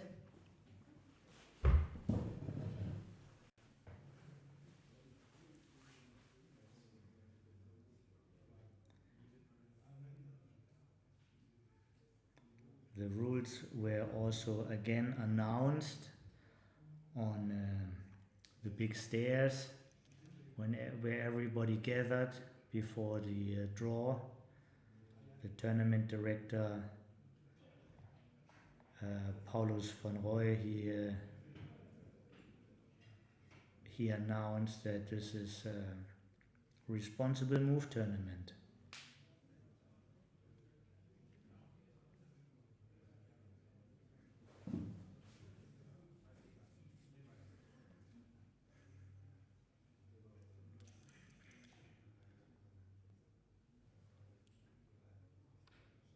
Yeah.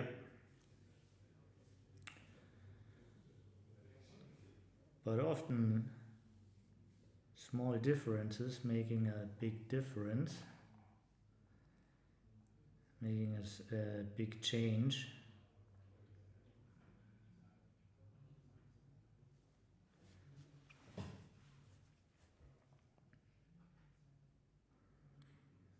Tempo hit idea.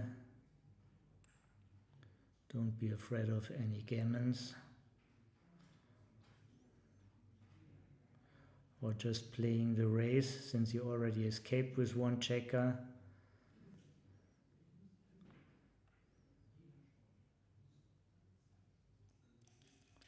Different ideas. Ace is very, very strong. The 9-point is also strong. Gerd and Dan are definitely back in the driving seat here.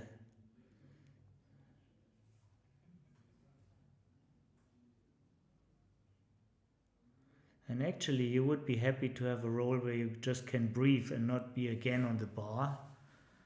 You want to move something.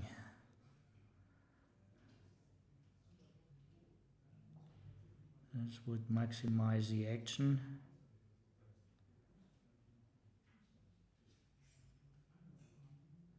Yeah, now everybody is here and I'm very happy to see this. We have a Vivid Jet. Hi Bill, hi Eric.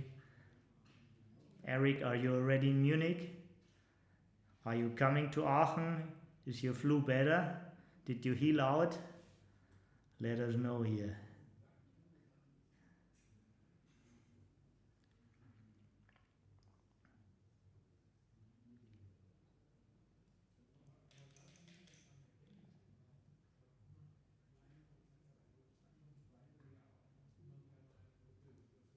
Couple of numbers. Most 7s are good. This is a very nice one. All 8s are good. Double 2, double 4 especially.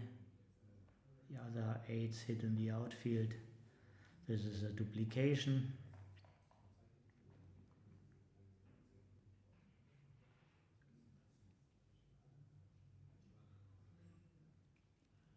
Two, 1, not too fancy, but not too shabby either.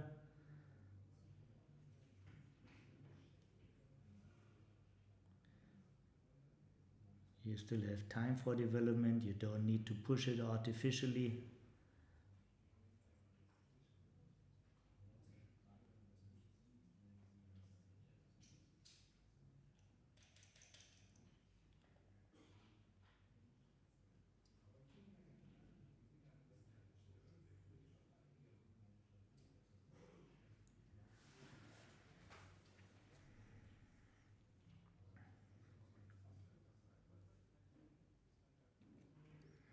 Yeah, breaking the contact is probably not the perfect idea.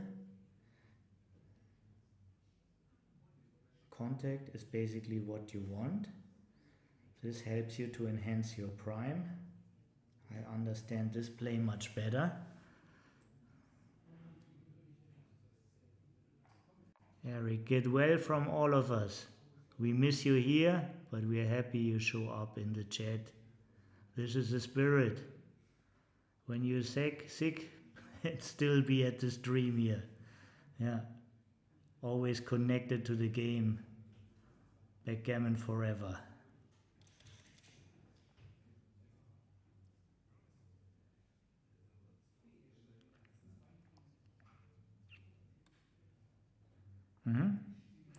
Now your position is so strong.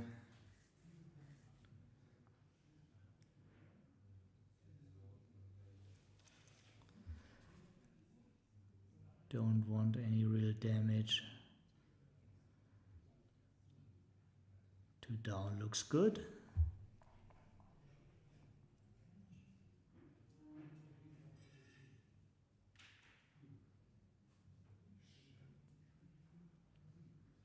Everything points somehow or runs. Worst roll is 5-1, 6-1. Everything else is nice to handle.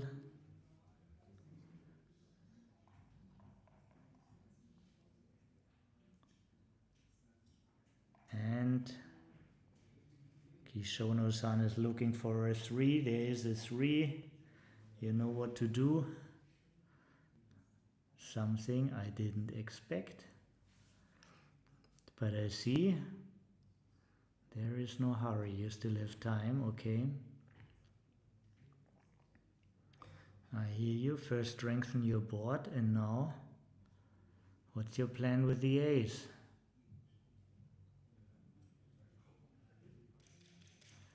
This can be right if everything is well positioned and blotting is too dangerous.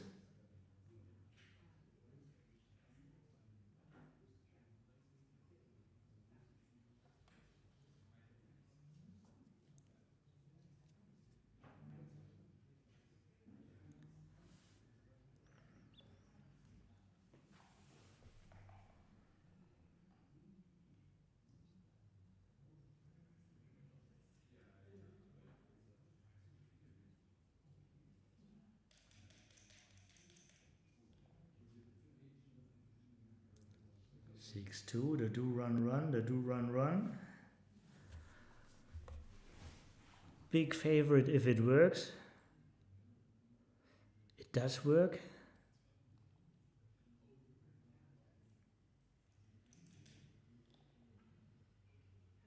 Wow, and this is a perfecta making the 6 prime. There's still contact, there's counter priming potential after the hit.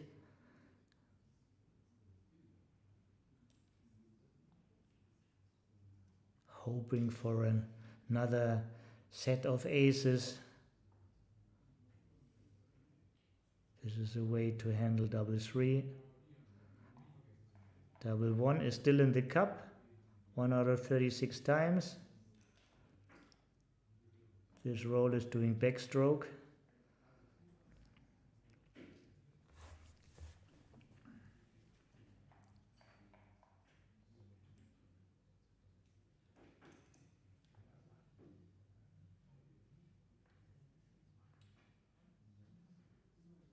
Nice distribution.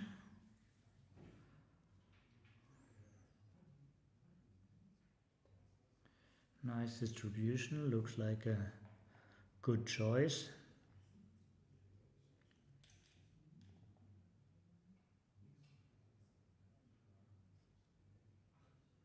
From my references, slotting is wrong here, but it's certainly close.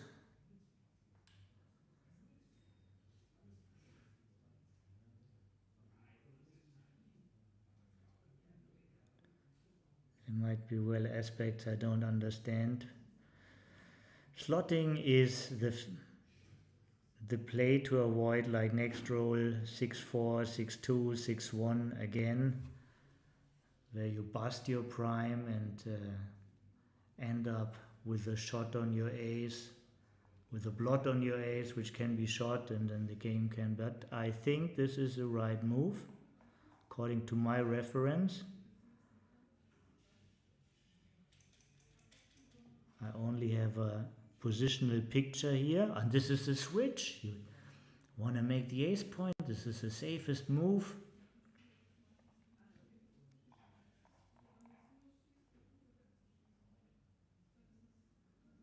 This is a perfect sequence for the English Belgium doubles team.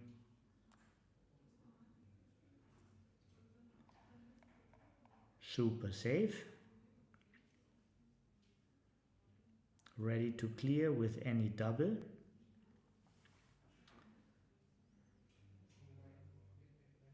Double 1 does a closeout. All other doubles break contact. I'm not so sure, because you just want to break contact. It looks a little bit like double jeopardy this time, but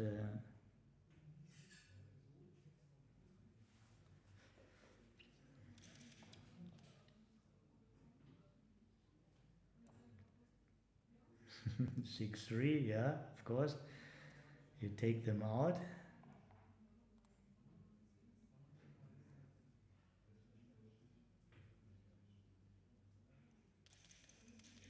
You win more in case you get still hit. Everything without an ace, and this game is over. And we do have a winner in this first match of the Doubles World Championship WBGF version. Yeah, prepare for the handshake now. And we are there. Yeah. Friendly atmosphere, group stage. Still everybody is active. I think it gave us a lot of interesting positions. Was great to see. I like this format. It's true, it's sad that we can't hear what the players say, but we get some insights in the mimics and their gesture. And once again, be aware, Dan Rovera has a site, Backgammon is Beautiful, on YouTube. Make sure to look at it.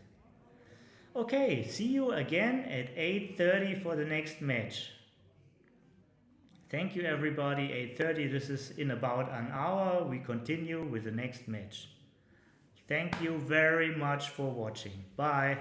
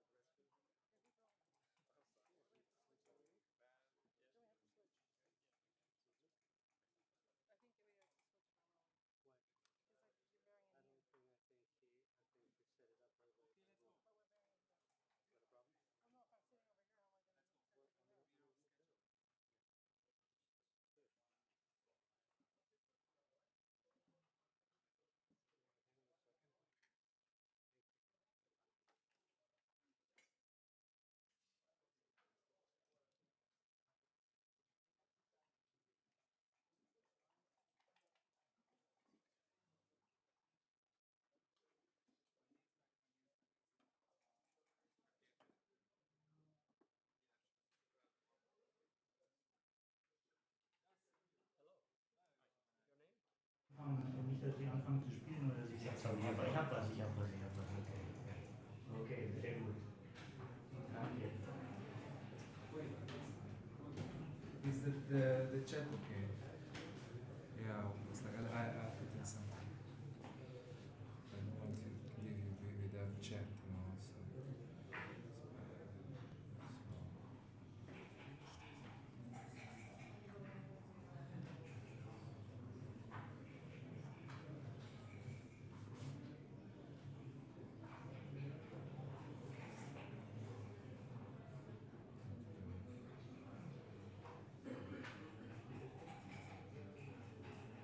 But I think it's okay. Fantastic. Welcome back, everybody. This is the second round group stage WBGF Doubles World Championship. Group stage means there is a pre-elimination stage. Every team plays 5 rounds and the best of them go into a knockout. If you join the stream, please say hello in the chat so I get some response and don't look to an empty wall. We have a very interesting pairing. Andrei Pound from Romania. I'm not sure if he already turned 18, but I think he could, together with Oliver Squire. This is the youngest double in combined years. Mesa, nice to see you here. Greetings from Istanbul. Happy to see the chat vivid. And on the top with the white checkers, Tony and Maggie Diamantidis, two great backgammon people. Many friends all over the world are watching and keeping their fingers crossed. Both, this is a great couple, very great hospitality. Many people already had the honor to visit them in their Greek residence before the Greek tournament this year and last year. They are amazing hosts. They are very dedicated to the game. This is their hobby, their common hobby, what they choose to do. And they love backgammon. Very happy to see them here.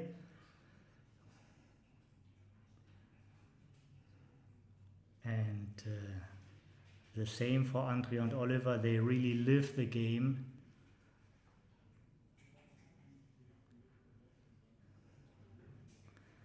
Marte, thank you for the great technique you provided. Happy to have you in the chat.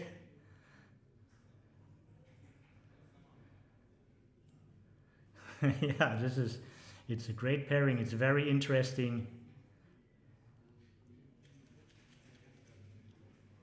Tony is very studious, working with different coaches, playing a lot of online. Same applies for Maggie. Maggie is a student of Tim Cross, the great player from UK, who only does team tournaments and UBCs.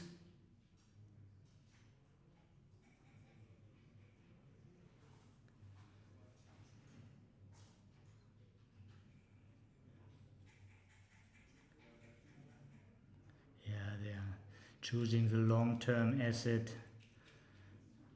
since they have this great anchor on the bar. There's a lot of contact, and to make the contact efficient, the 5-point is what you want. And after a double 6 for Maggie and Tony, they also rolled a double 5.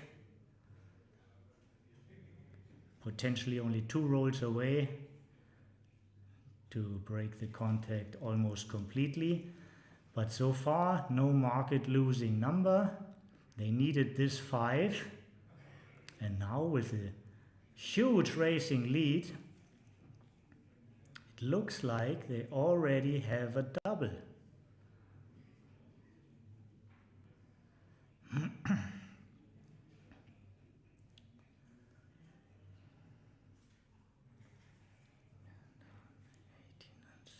Is 24, 34 pips up.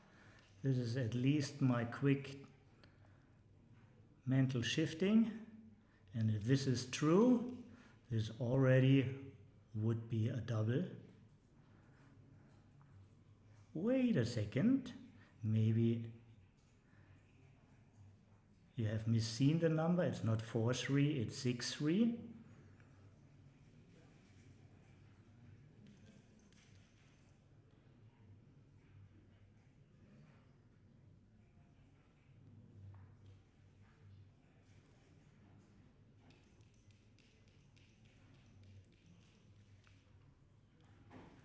Andrea and Oliver are quite happy.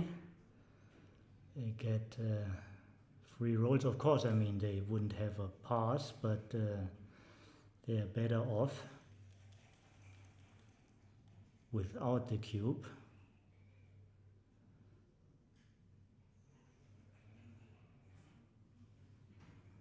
Now, they can't keep all the points since they hold the opponent's bar. The mid is less important. Keep the position as smooth as possible.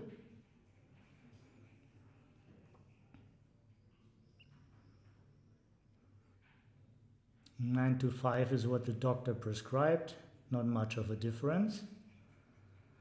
Oliver likes it.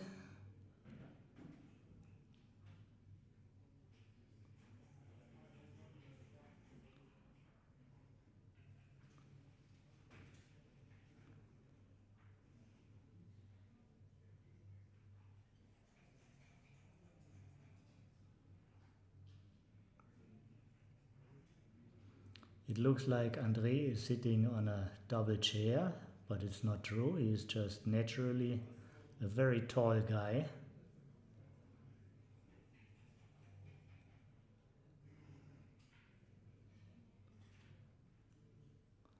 Well over 190.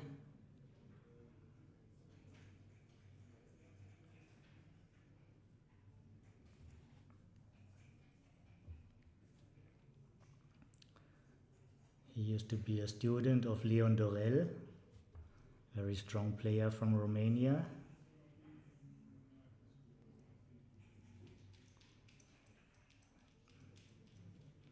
Double should be still correct, but easier to take.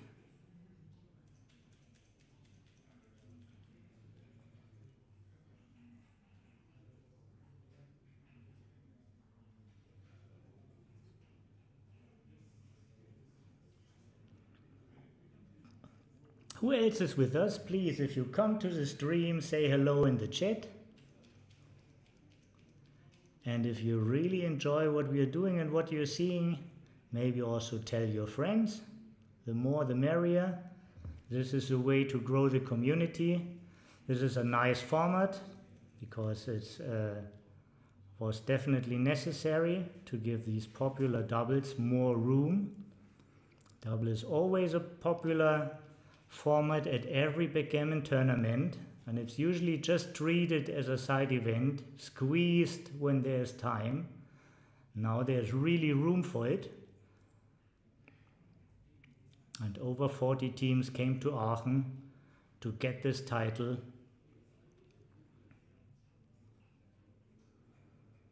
Oliver is last year's winner. Not in this pairing.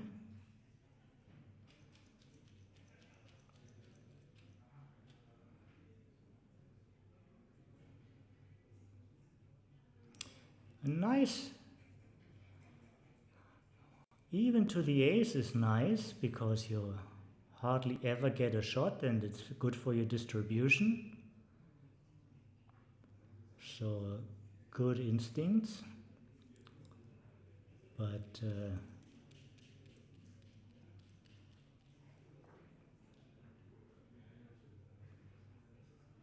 it's only a small shift in the equity, so I like usually the concept if it's not too much of a difference, keep your partner in flow when he's rolling well and you have a high winning percentage. Also preserve clock time for later. This is a move. Very well. It's an alternative. I think this is a little bit weaker. Doesn't matter too much.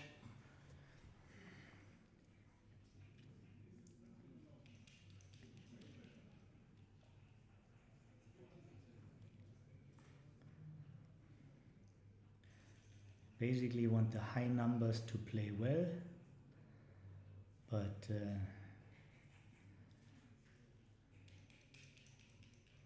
they are over 90% here in this game, and this is a G3 situation, so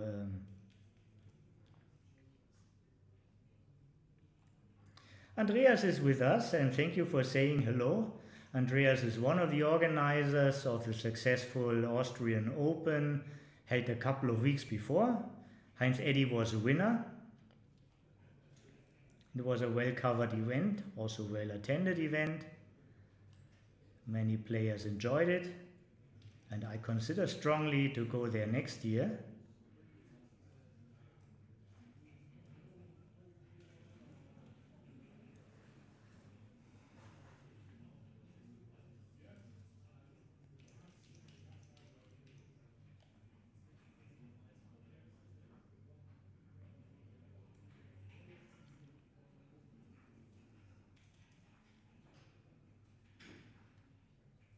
And Denise, we missed you in the chat. Haven't seen you since the afternoon. Hello, Denise. Great you're here. Now we are waiting for Jacques. Jacques, are you here also? Bill already showed up. Where is Alex? Where is Peter? All the regulars. Karsten, are you here?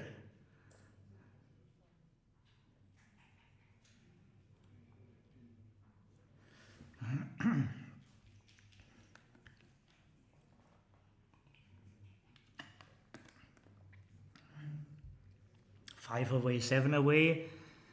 Christian, Easy Beavers is back. 5 away, 7 away the score, so special attention to the juicy recubes of the trailer. 7 away can take a lot more than regularly, and that also means that 5 away doubles a little bit later here.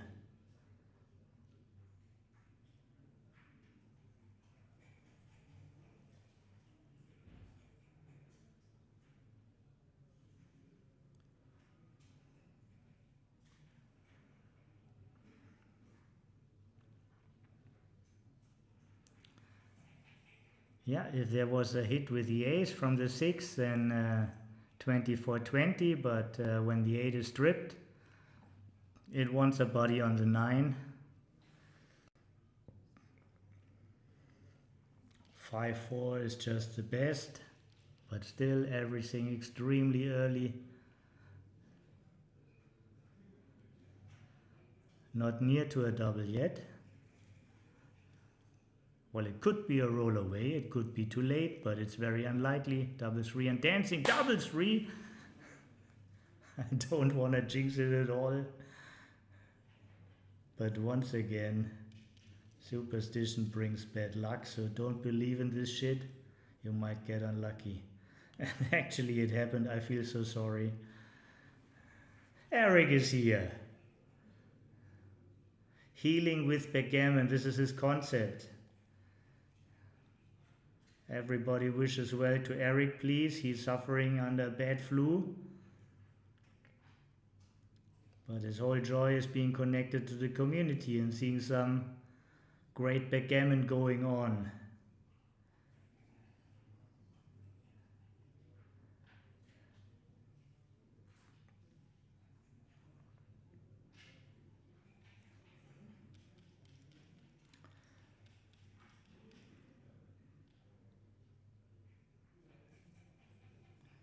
Yeah, slotting the bar was also an option, because sometimes at many sequences you just like to make the bar point. It's way easier when it's slotted. Well, you know the rules. When you grab for it, usually you have to give it. Tony knows this. I don't know if he insists. I think he mentions it now. Yeah. And in doubt, you always can get a referee. I'm not here to judge. I'm just a commentator. I'm not involved in this. He knows the rules. But he probably said this is okay. Don't have to do it. Now for sure it's too good for this sequence. Wait and see what happens.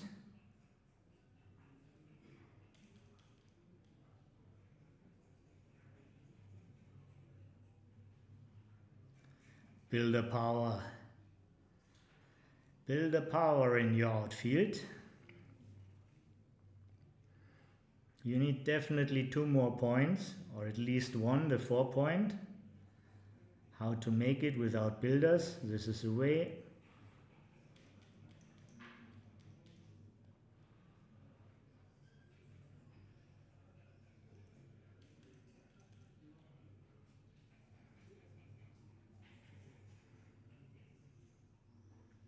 So 3 down, this is the common part.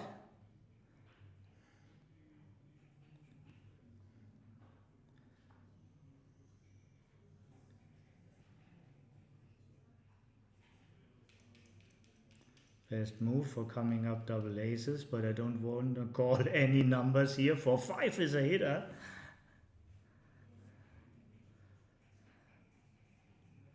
Is it still worth more than a point?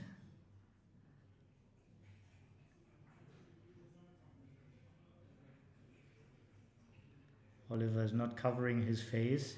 Lip reading is impossible with him. He's not saying a word.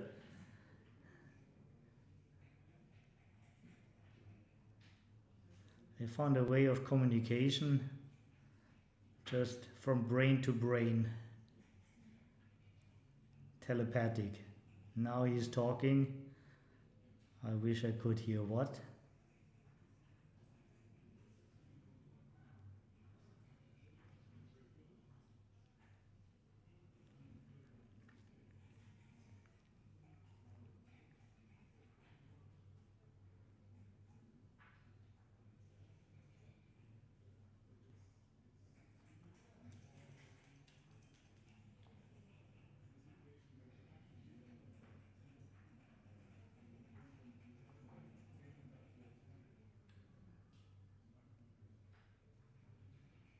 So they gave it a try.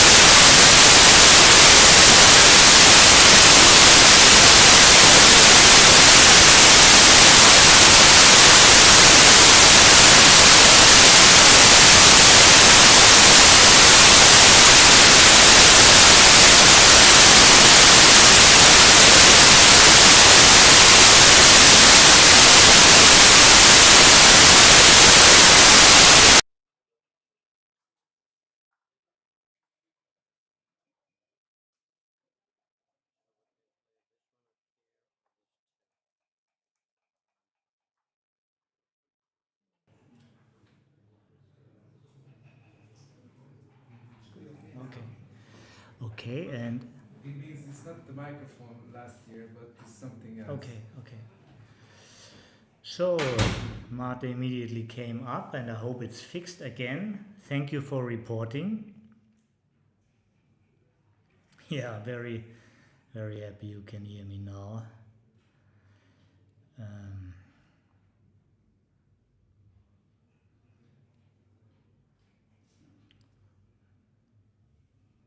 Yeah, thanks, Marte.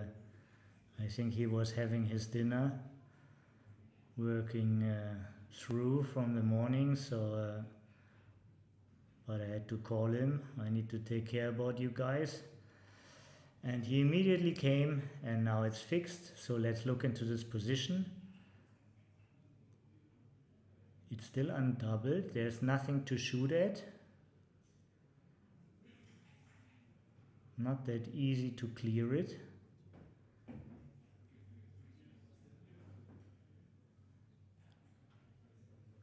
Next roll could be the same board strength. They look into what happens with volunteering. How often can you volunteer happily? Of course, when you roll a 9, you wouldn't mind. But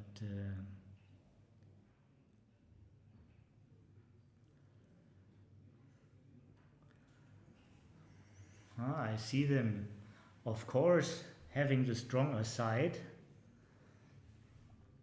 But the double is very interesting. Jacques, I'm watching like you. Definitely there's a lot of backgammon power on the bottom of the board.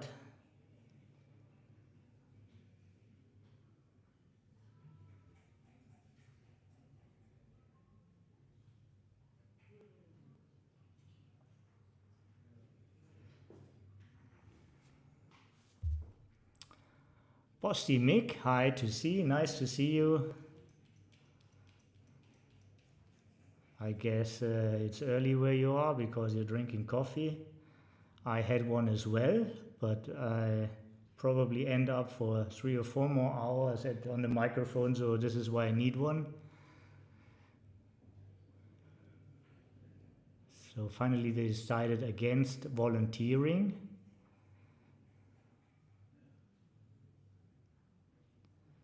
And 3-6, at least there is no direct shot, like there would be after 6-1. But now the sequence, they pictured this sequence, if this is representative, they are right with their double. Slowly, Maggie, the 6 is clear. Take yourself time.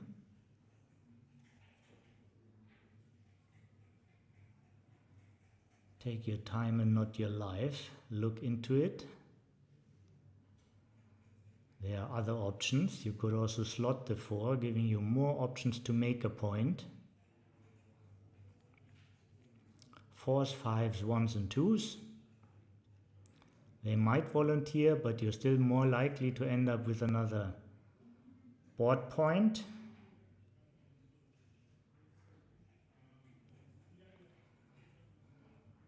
Oh, this is...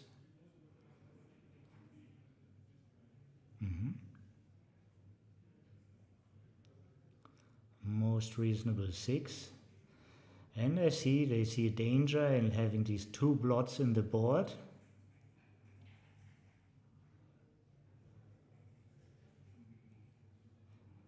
On the other hand, both board points are needed.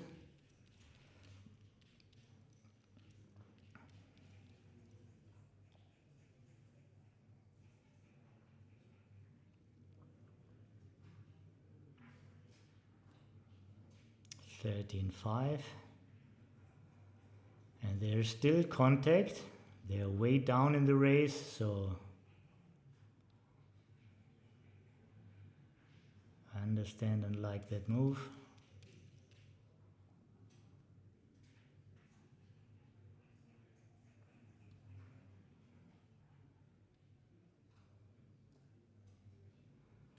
(6-1, 6-4) is immediately blotting. And all the aces, all the 4s delay the dilemma or delay the solution.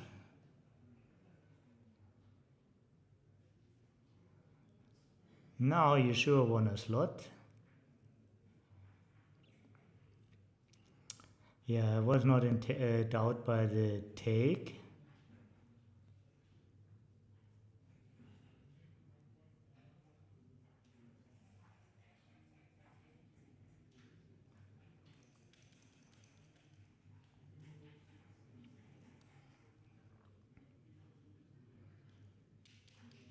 Three, six.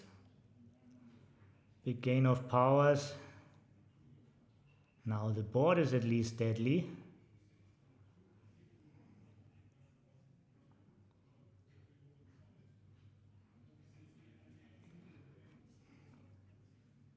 Maybe very couple of extra. Oh, this is what you don't do. This move you never do. No, no, no, no. If you do this, you don't do this 3. This is never happening, right? This can happen. This is one of the scenarios. The other one is clearing from the rear. But usually playing positions as pure as you can, and in a bear off, often bearing off is the right solution. 3-6, 2 crossovers. Keeping the board. Bear off means bearing off. That's what you do.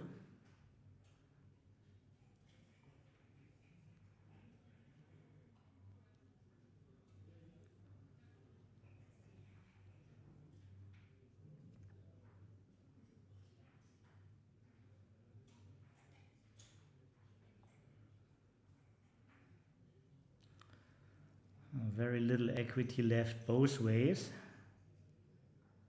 And this way is of course more short equity.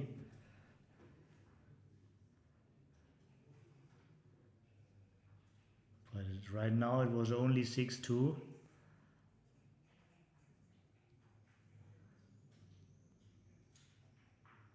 If you hit, they get extra shots, and maybe you can't clear it the next turn. If you take out, there are more blots, but I would give a preference to. Wouldn't really do that.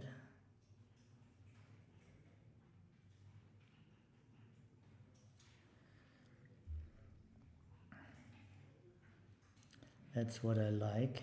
Probably second choice of mine would be 5-3, but this is not my contest. This is about these two doubles. And look at Andre, he can't look at the board. Now you can look again. A9 is rolled. Yeah.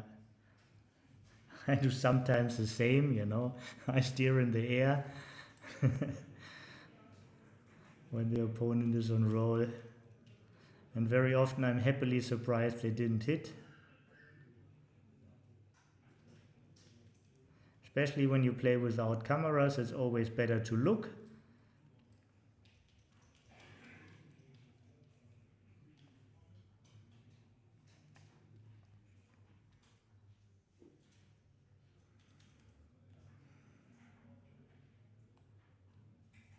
Yeah, it's still possible, but it would be like the steal of the century.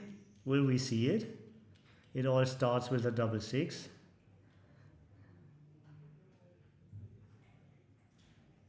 Maggie is always capable of pulling those off, but just as anybody else is too. And now we look into a 5-point match. 5-point match means everybody wants to score the first point. So non-adjusted live cube take point is very, very low, even under 20%. Dead cube take point also under 25.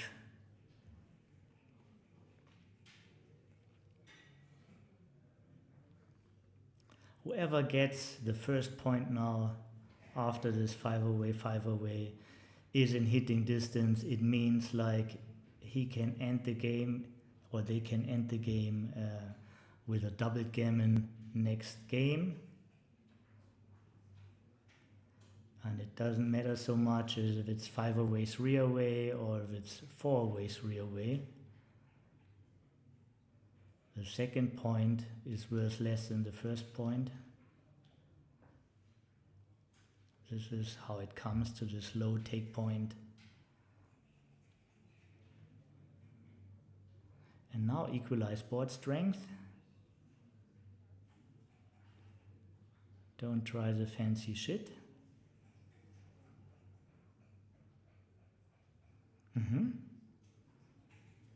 I remember there was a time we called this the Greek point.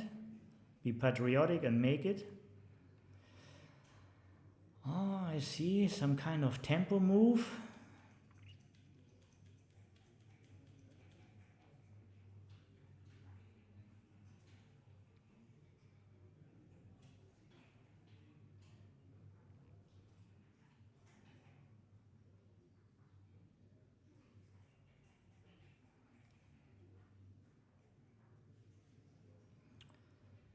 Looks like they're stamping up to the 20. No business on the 23 or 22.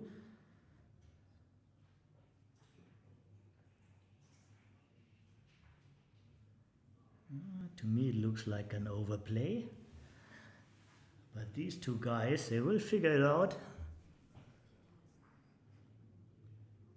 And I don't want to play against two.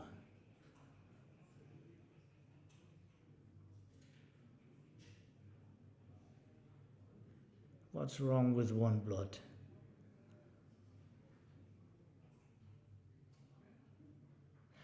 I understand, of course, like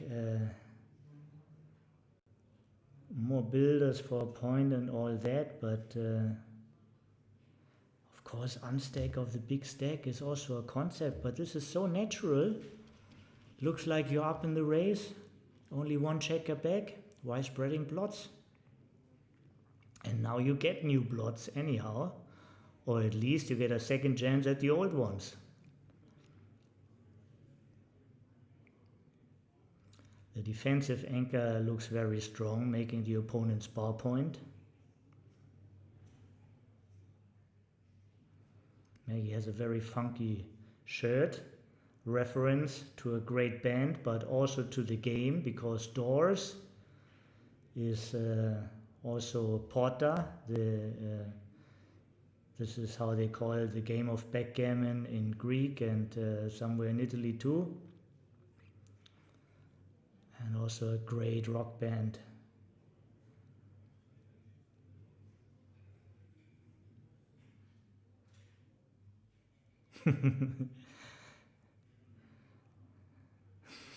Tapio. Guten Abend to you too. He's talking in German, and he was good evening to all the ladies out there. Ladies and Mrs. Miss and Mrs.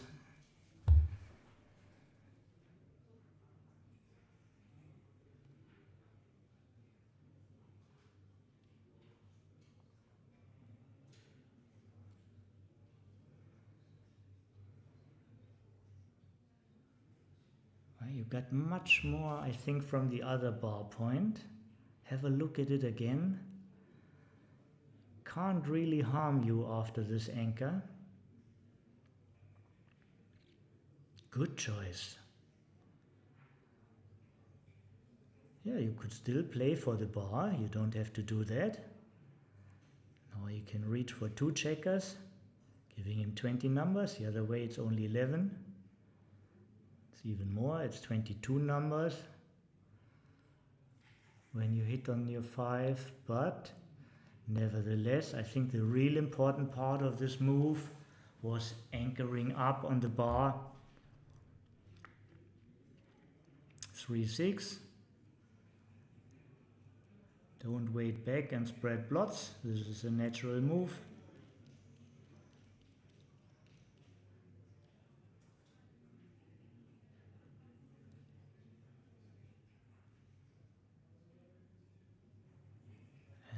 board is way more efficient.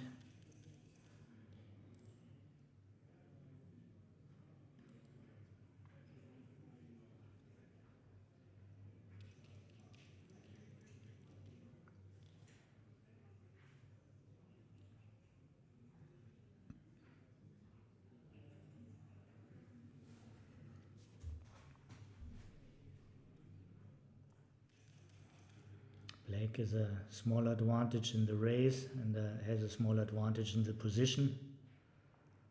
But especially at 5 away, it's far away from a double. And I think now Mr. and Mrs. Diamantidis are in the driving seat, taking over the lead. Big shift in the powers here.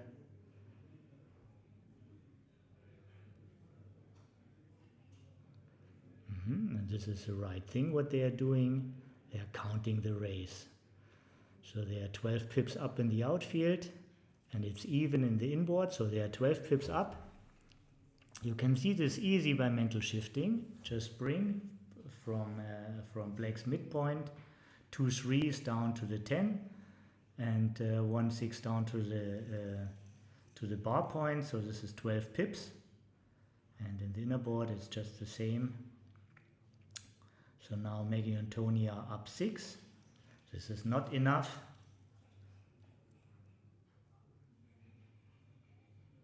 Not enough to double, but very nice to have. From 6 to 16, and now it's very easy. Once you count it, it's only adding numbers. Still 7 up for Tony and Maggie.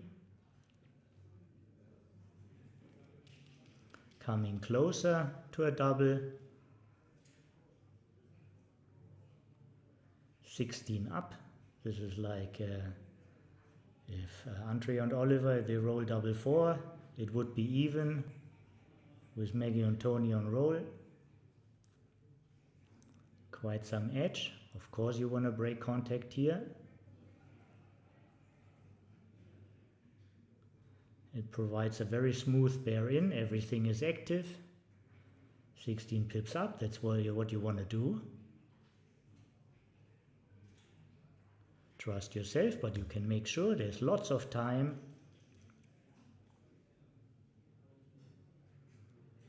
Better be slow than sorry.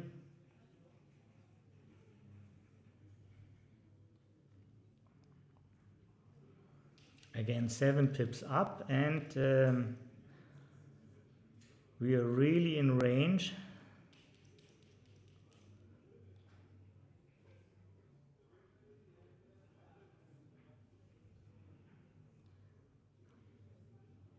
Six 5 versus 2-1 would have lost the market maybe already.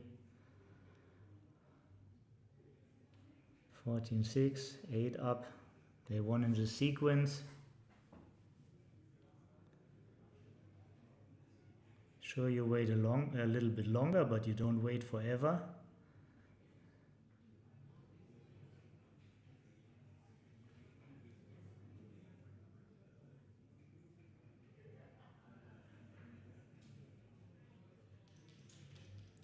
They decided one more roll. If we improve, then we do it. Again, 16 up and several crossovers. And now the whole attention on Andre's cup, what's coming out.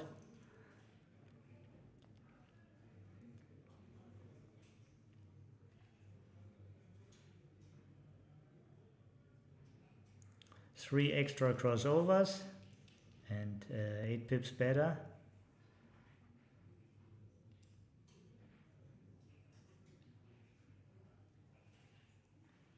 Now 20 pips up.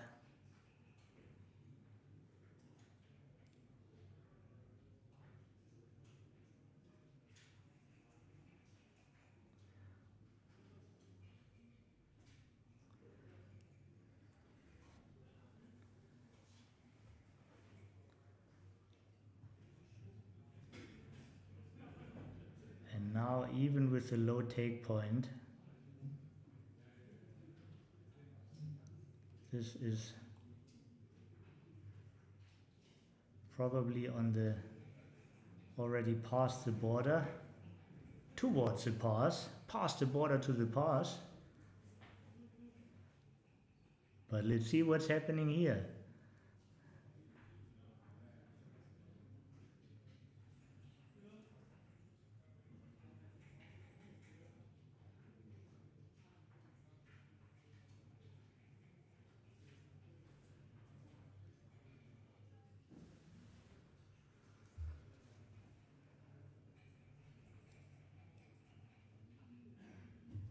Yeah, 13 down and 3 crossovers.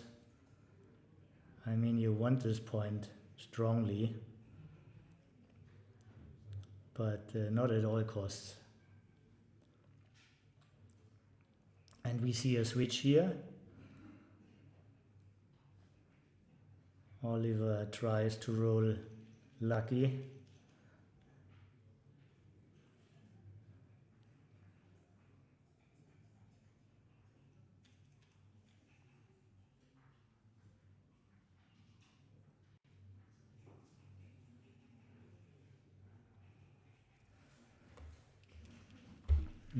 Interesting. 2 down results in a slot. This is a standard response. 5-4 is probably the worst out of the cup. That's the way to execute it. Half the numbers hit, 18 hits here. Now you can slot as well, also making a point. Nice.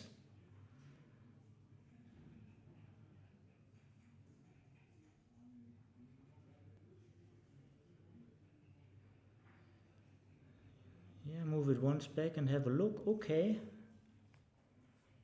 Real important to make this 10 point. This is both bars.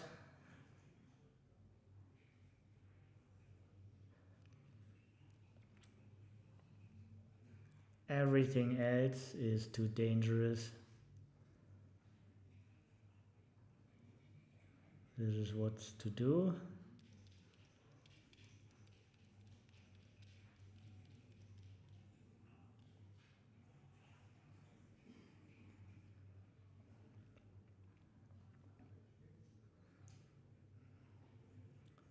Now they need to enter with something plus a ace or 3.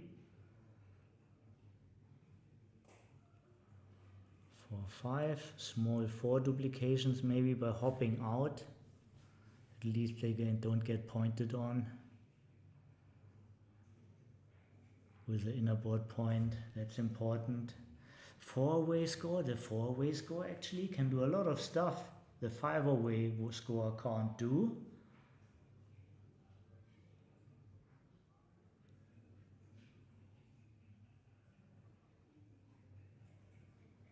I heard this saying, which I like a lot, like the 4-way score is like the bigger brother of the 5-way score.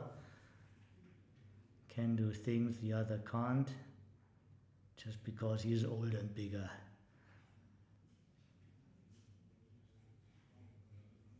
I'm a younger brother, so I immediately understand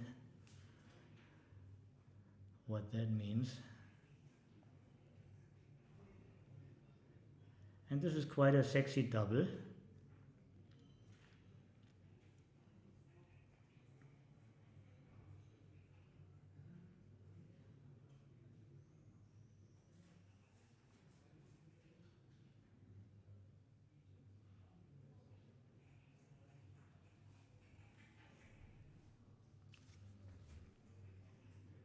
All aspects needs to be observed closely.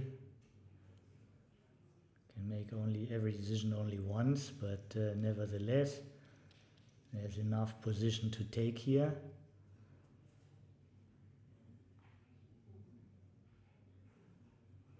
Six, 5 might have been the worst.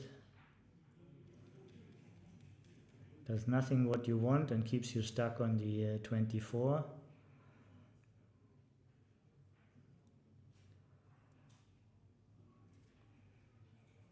Had a triple shot with options also to escape.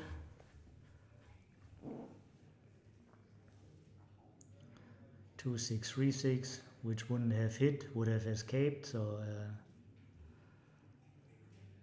this was really, really bad.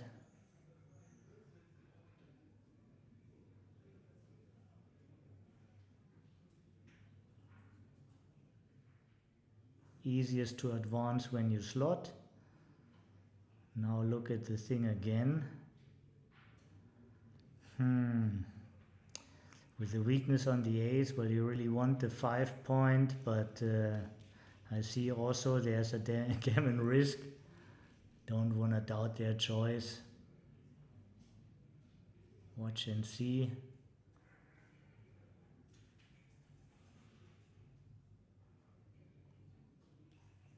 Maggie repeats with his awful number.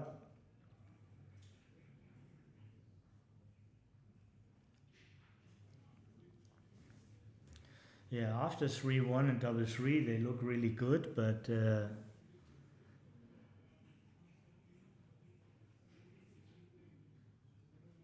this possibly already be a double?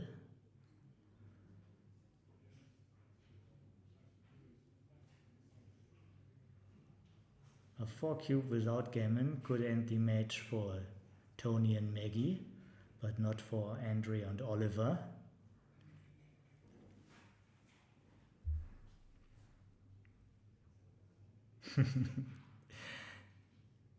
They feel like they are related, very similar gestures and mimic. Certainly they have a lot of thinking in common, as they are both two great backgammon players. Yeah, and this is a strong move. That's what we like to see here.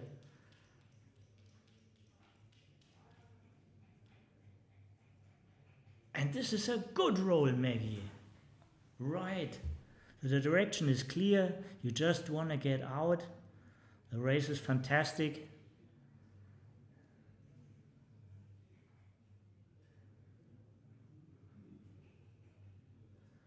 So this is what they move to count the race. This is not their final decision. This is 12 up here. 12 up here. 7, 5 up. They are 2 pips up after the roll. 2 pips up, and the roll is on the other side, so basically they are tiny little underdog, but they have cube leverage. Only they have the option to turn the recube. That must make them a tiny favorite overall.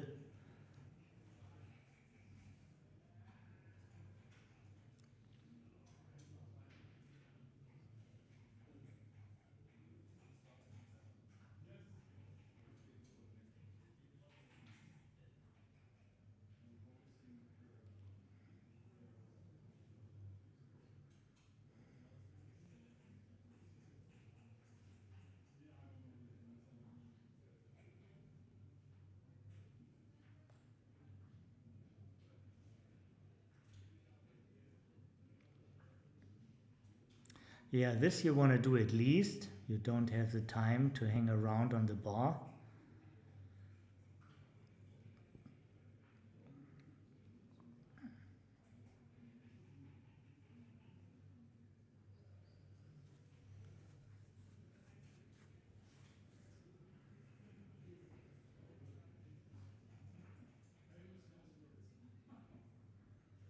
And here they get a little extra, like when Maggie and Tony performed poorly. And also an insurance against double 5. Not a bad insurance at all, as a double 5 is really a turning number. Also 4-1. turns into a baddie. It's already bad, but much worse when you still can hit at it. So I like what Oliver is setting up. Andrea agrees.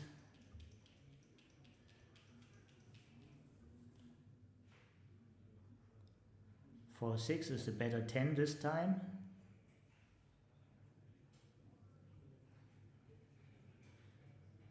White should be up 8 now, but black on roll and having the cube still evenish, but now white again is a favorite.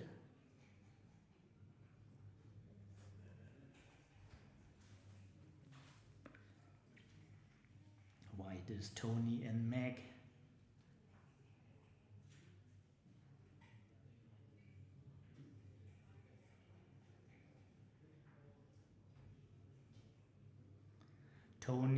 Maggie, not to forget, won the World Championship 2 years ago. She won the Women World Championship. She's a Women World Champion. You can look it up at Wikipedia. The Monte Carlo Ladies event. Tony is very, very proud of her.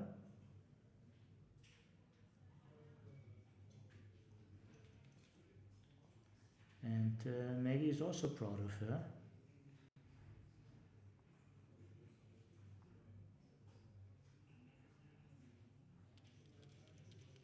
And now everything is history. And we are close to see a double out here.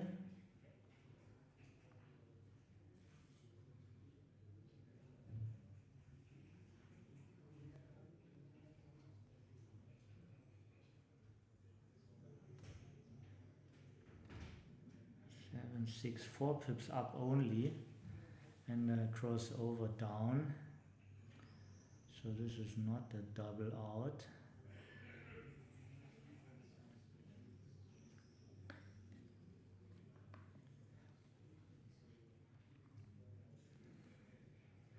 Four pips only, and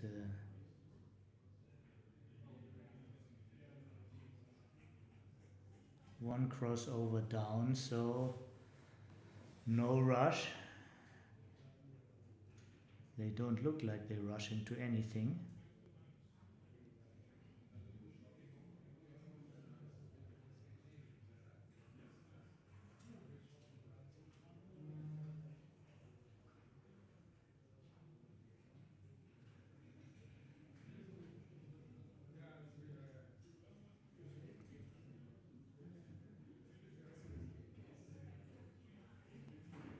He's steering at them, trying to catch what they say, getting information from the opponent.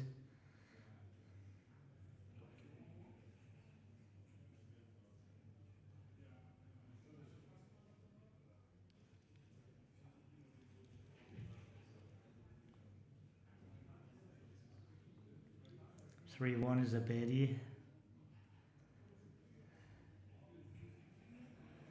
but not like a great badass roll. It's a ass kicking roll.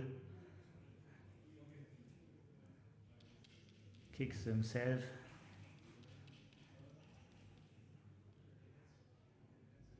And what a...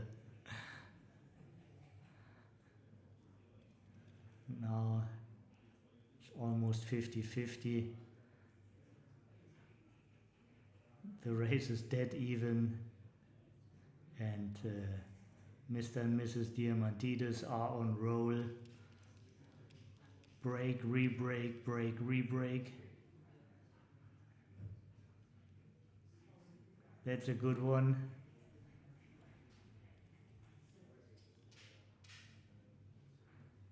Jacques, thank you for the information. It was already a redouble. We just don't know exactly at what point. Usually right after the double six, I guess. Yeah.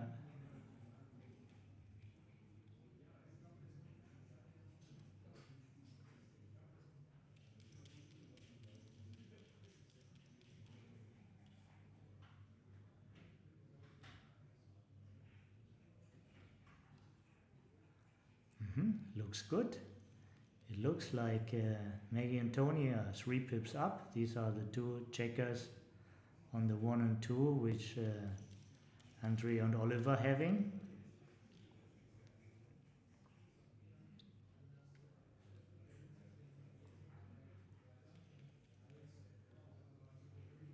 Now 1 pips up, but now 8 pips down. Beautiful roll.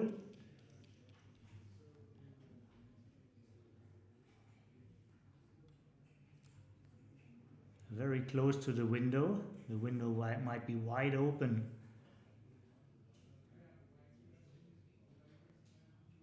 One extra crossover, but 2 crossovers for sure.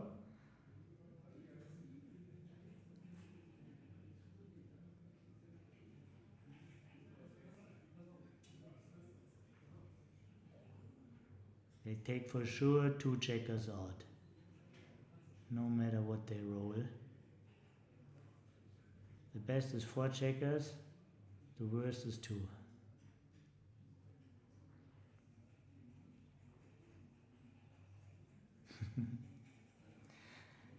Thomas Hansen, is it the famous Thomas Hansen who was 2 times in the final of Monte Carlo?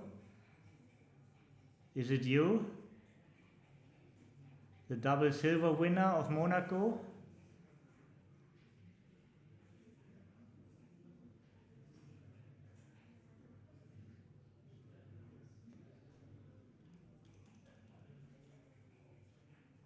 Oh, 4 checkers off.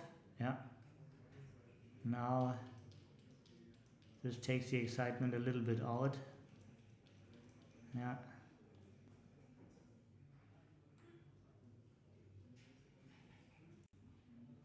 This is the end of this game, and we're looking into a 3-away, 4-away score, one of the most exciting scores in backgammon.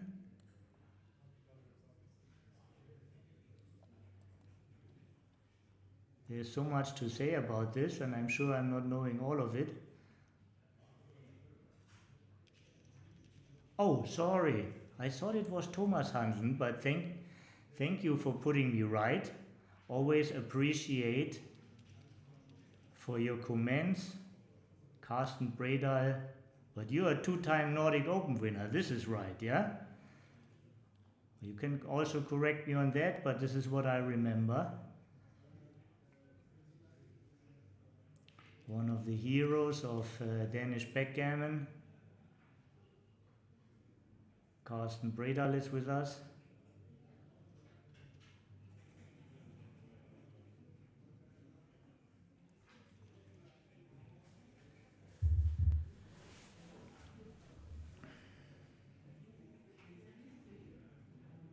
May the force be with you. Very util roll.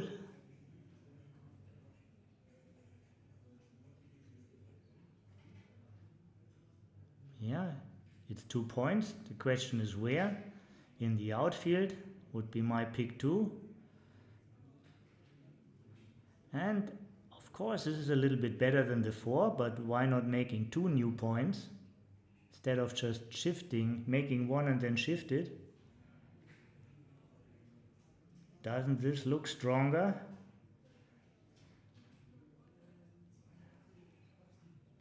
Yeah, Carsten confirms. 2 times Nordic Open winner.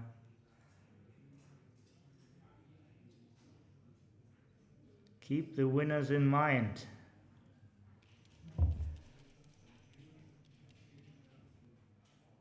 Anytime he can pull that off again, but he has to play it. Can't win the tournaments if you don't show up.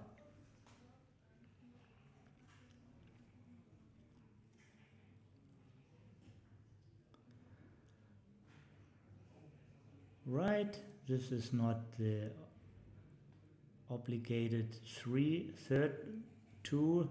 This looks like the 3rd 2, and now the last one. You're more free with your choice, but making the 11 and making the 4. I like that move way better than the first what they set up. Little confusion.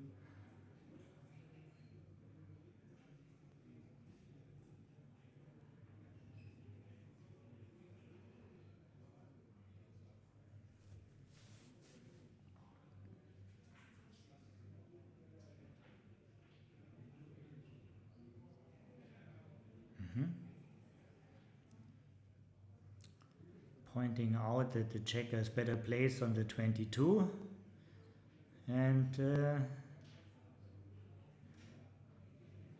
I would be amazed if they see anything else than 39.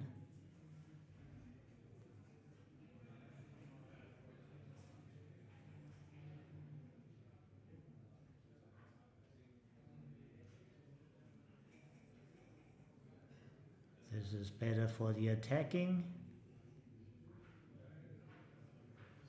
And with all these builders in place, attacking isn't bad either. Both moves have merits. I can't visibly decide what's best. They choose this, so may it be.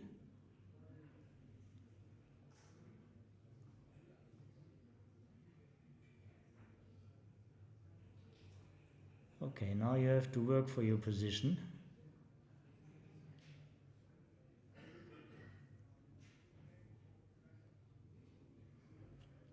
You can't just look while your opponent does things.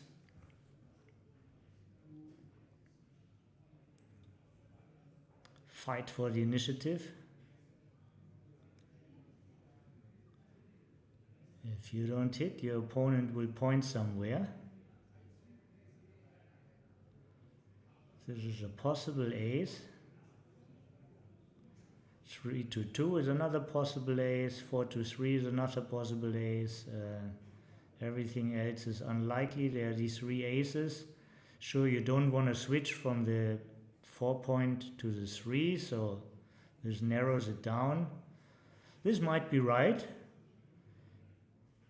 Yeah, all the other checkers are better placed where they are. This can be right too.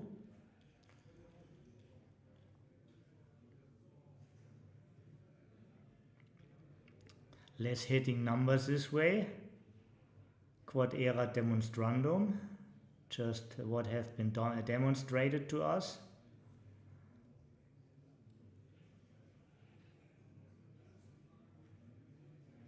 If you make a point, why not the 5 point? What's wrong with that? The distribution is wrong with this. Okay. I see. Distribution is also a factor.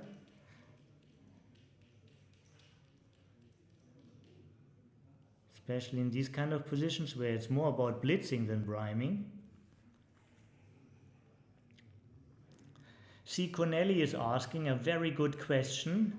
I asked the same. I haven't found the brackets online. This is a group stage. There will be something online when it comes to the knockout. I keep on asking and I keep you informed, and as soon as I get a positive answer, it will be posted here.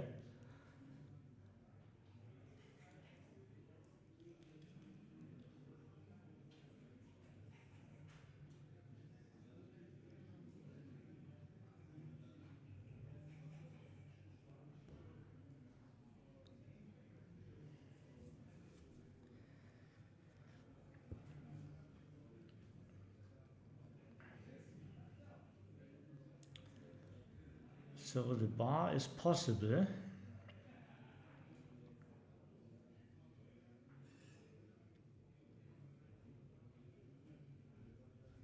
After this move,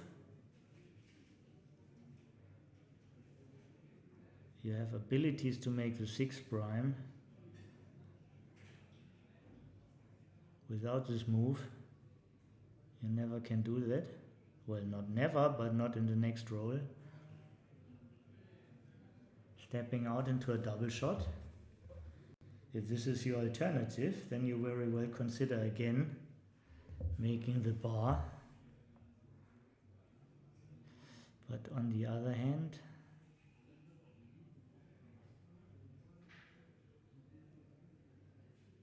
if you're faster, maybe you should just run. So many questions.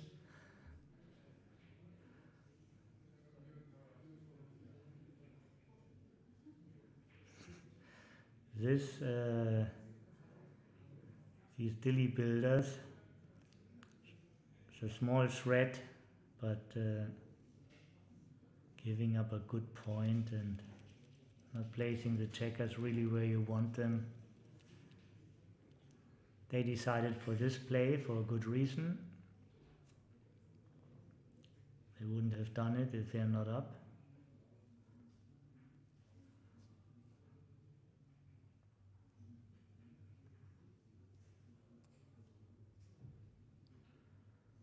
So not many missing numbers.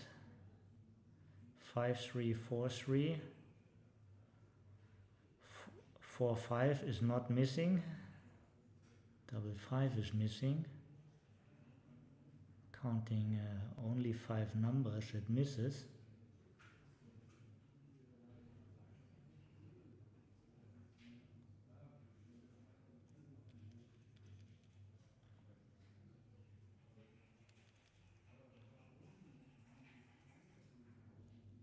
But it's not only about missing, it's also about deadly reshots.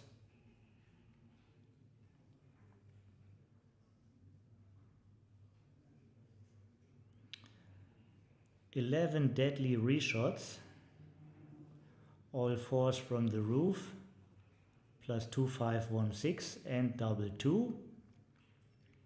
This is like a single shot.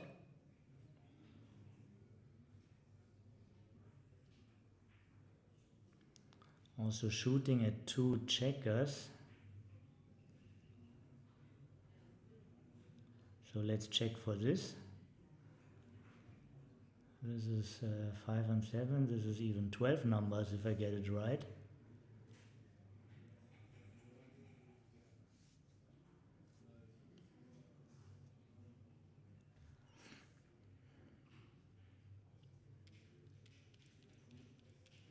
One number less. Better placement of the checkers. 5-3. Close but no cigar.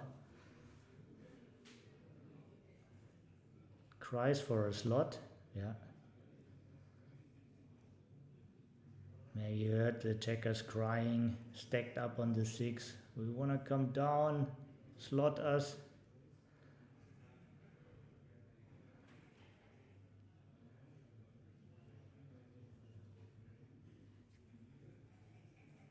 Two away, 4 away, 3 away. So if Tony and Maggie have a take, they can reship when they reached 50%.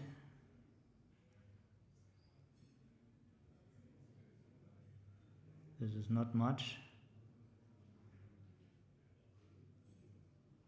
Even before. Konrad, my dear friend. Yeah, Konrad, the tournament butler of the Swedish Open. He had the idea to bring me on the microphone there. Thank you very much for this, Konrad. But then he convinced me to play doubles with him and we ended up third. Time trouble. Nice for this awareness. 1 minute 14. Well, the good thing at this format, you have 15 seconds delay time, and actually this is the real power. There is consulting possible in the delay time. Especially there is thinking possible in the delay time. Tony and Meg have no time trouble at all. They can think about this position. They made up their mind already.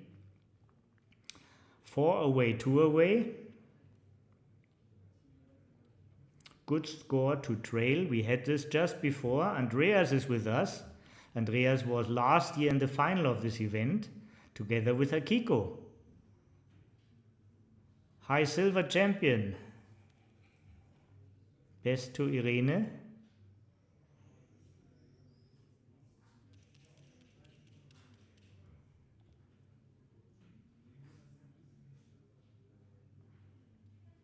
Talking about time trouble, Andreas was unfortunate to lose a match with the clock at the Charlemagne Open at a very late stage. But now he's practicing the clock handling a lot in Munich. I often see him at the local tournaments with our friend Shiva. Hi ho, silver line.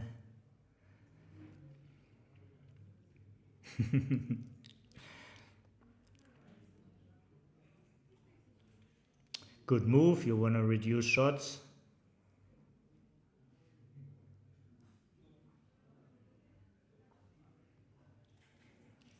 Oliver is known to be a sniper.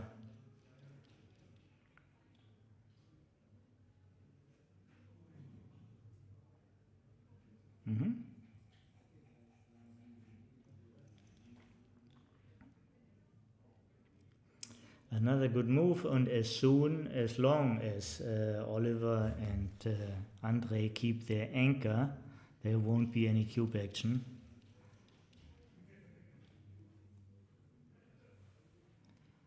Once a point is made in the Diamantidis side, and Oliver and Andre leave the anchor, then there can come cube action. You could also very well go 13-11 instead of stepping up. Your position didn't improve from 22 to 20. Maybe just put it back and have an unbiased look at the position again.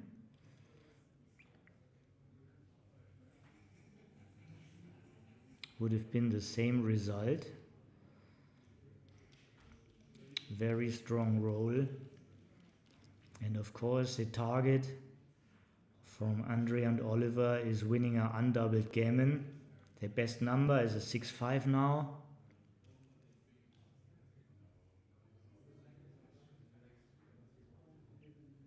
So simply goes to the 9 with 2 checkers.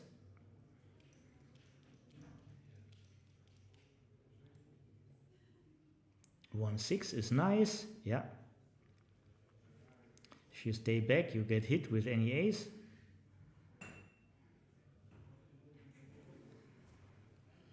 Or certainly equity up. So now both are far away from doubling here.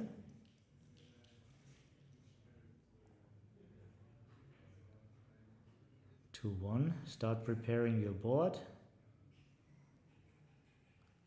Hitting now is a suicide mission, especially when you realize your opponent wants to win an undoubled gammon.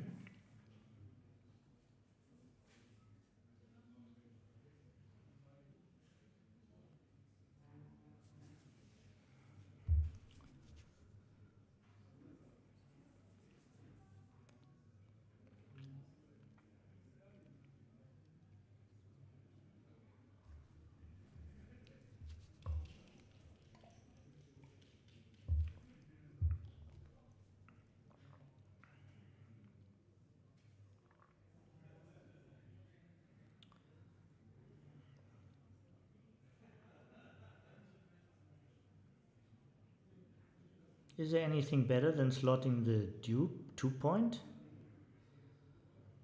Yeah, looks like the right ace. Sometimes you need patience. You want to do other stuff, but your position is not for it.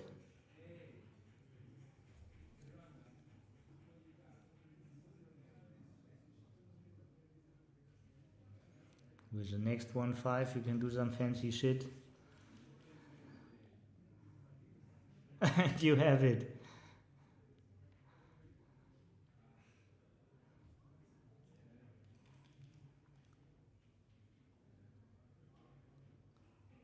For 2, preparing with a killer board.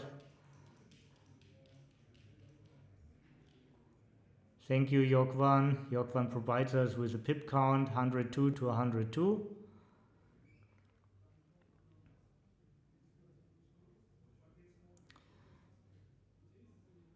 Yeah, Oliver has amazing energy, just coming from Sweden playing a ton of matches, now coming to here playing a ton of matches.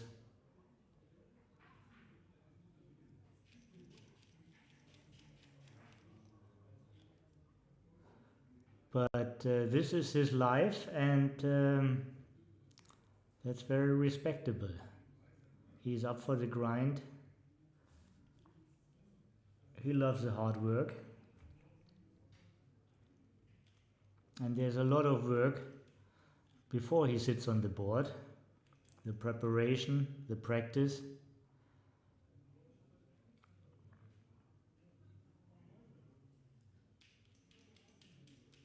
Maybe the ace is badly needed.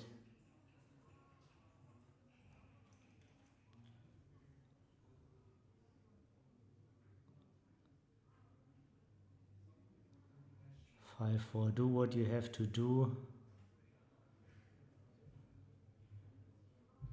To the 16, to the 9, this could be the move. Both down could be the move. I like actually 16 and 9, but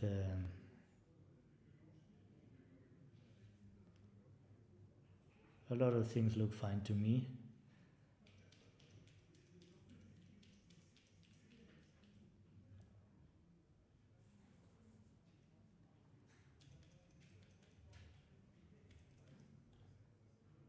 Positive equity to save the gammon.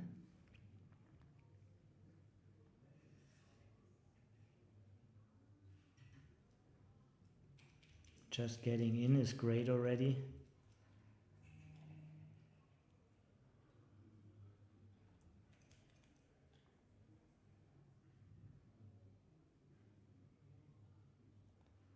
First he simply goes all the way.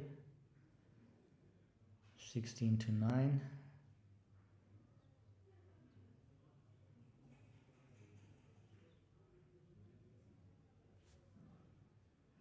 Zero jokers.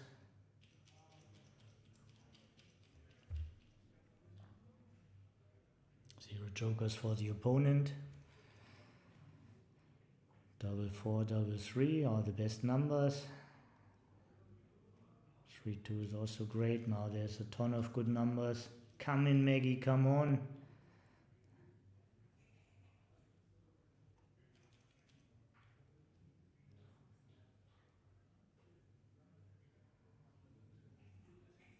Two. You wanna preserve your builders and move this guy to the 2, or you wanna bear off?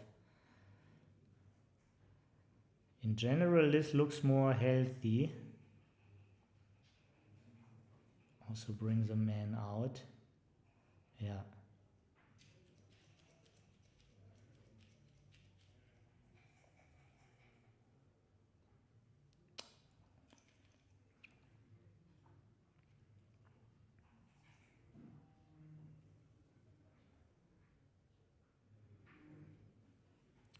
Safe is of course clearing the 6, going 6 to 5 and 6 to 3. Or just bearing it, why not? Yeah, keep it pure. Why not bear check off when you're on the bear off?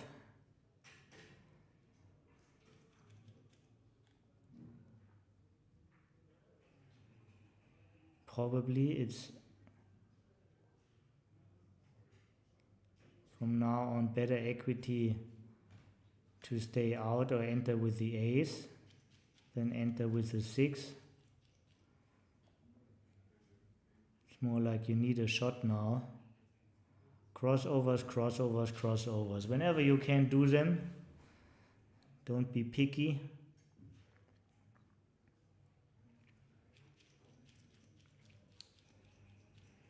Six bad numbers for Andrea and Oliver, but a killer position. Don't waste too many pips. That's also true.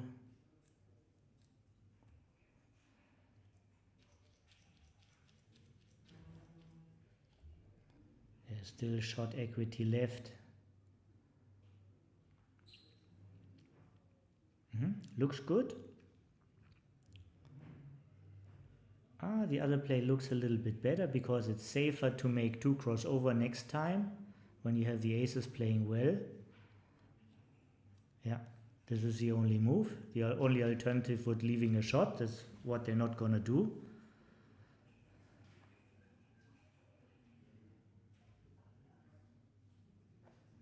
Maggie really wanted to dance this time. Slowly. Let's not get it messy. You moved 1 by entering. 2, 3, 4. This looks very efficient. As long as you can fight.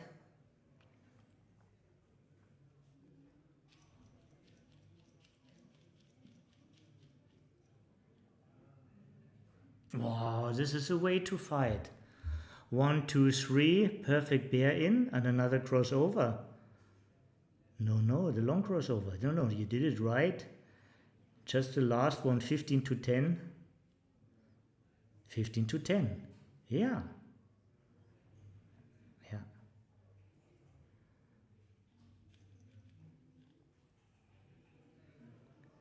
Everyone knows this moment where you start to get nervous.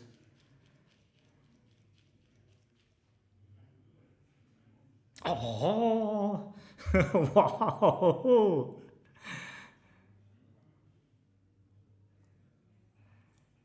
And now she's looking, can she still get 4 positive? Not really, because then she messes up with other numbers. No, you need to make 3 crossovers. The only way is bringing 3 men in. Yeah, it's the only thing you can do. Yeah. You did it right. It's just you're limited to that. Nothing more. And now 2 or better. They didn't do 2 or better, so now it's only 4 and 4-1. 33 good numbers. One of them. Wow, how exciting is that? And now it is true. There is a little bit of time trouble. But in this format with the 15 seconds delay time, not too much. They decided for a break. Wow, we really get the max out of it. No, they wanted to change the hand.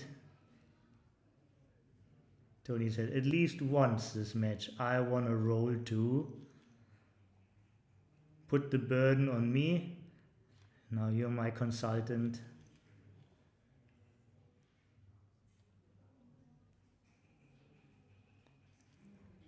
The slot worked. Nice sequence.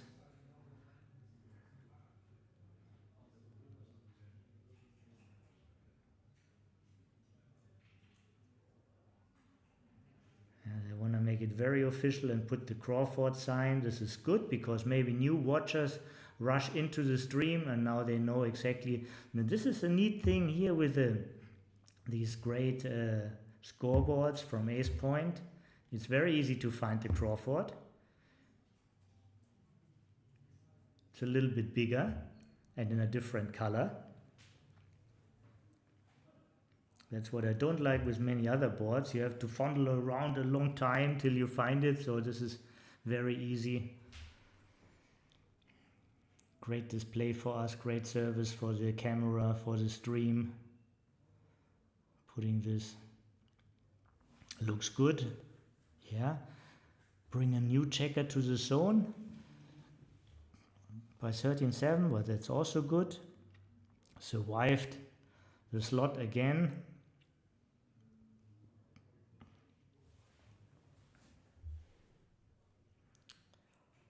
We are favorite to see another game in this exciting match.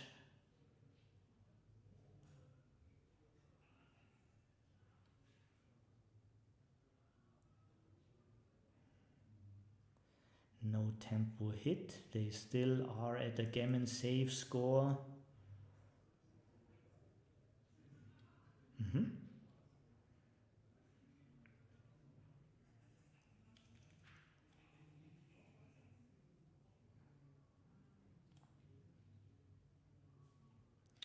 Both have a 4-point prime. Great improvement for the English-Romanian double.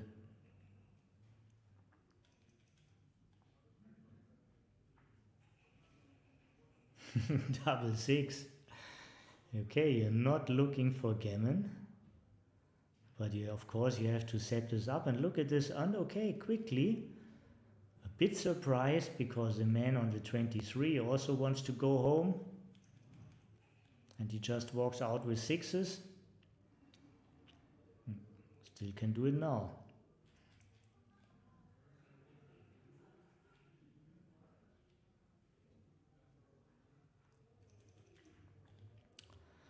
Andreas, if you don't mind, if you found all brackets, because there's a need for others or a craving for others to see it, can you just post it in the chat so people can maybe copy paste it?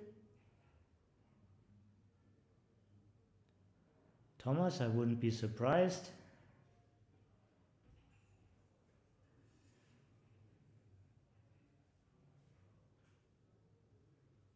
I wouldn't be surprised at all if they lost equity on this choice, but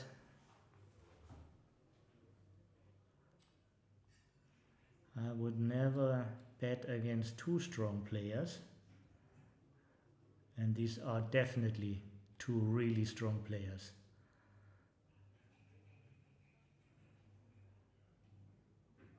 Okay, yeah. Are the brackets online? You're asking, okay. Or I was also misreading you. All the brackets are online, okay. No, already somebody asked. Or we don't know anything about it.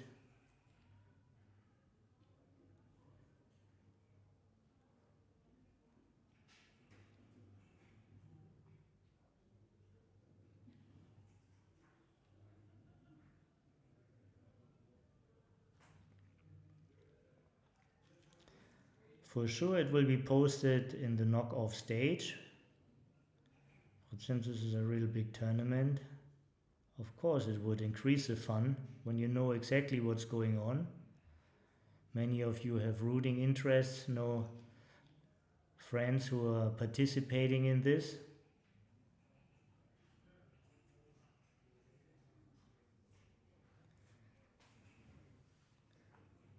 Akiko also builds a team.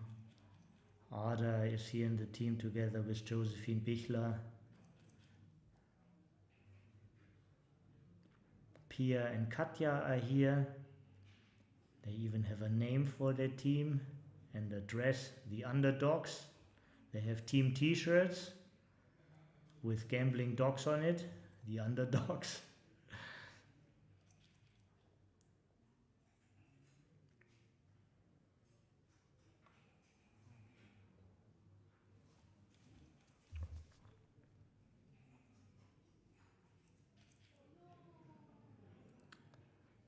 Yeah.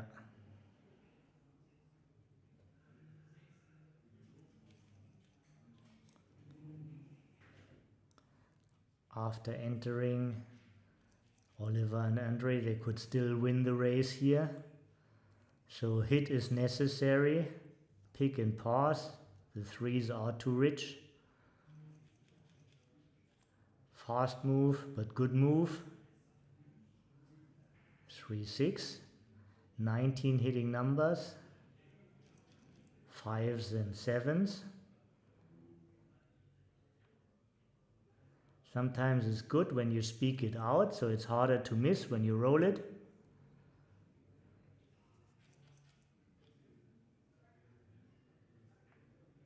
Five, nice.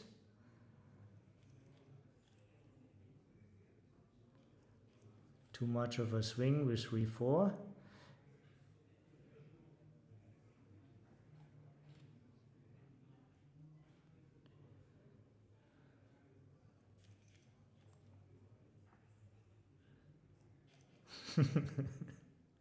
You can roll slow again.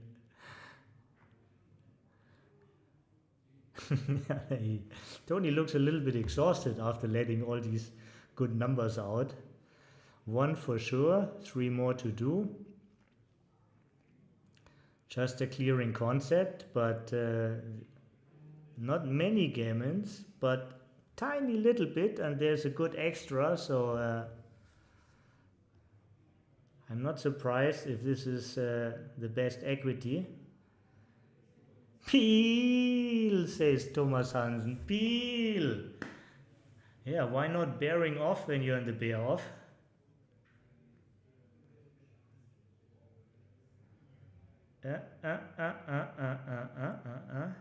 This is not it. Sometimes you can make this move by comparing, but not here. One out for sure, and now put them either 3 to the ace. This for sure wins the most games by going all to the ace. Most increase of gammon wins is by peeling.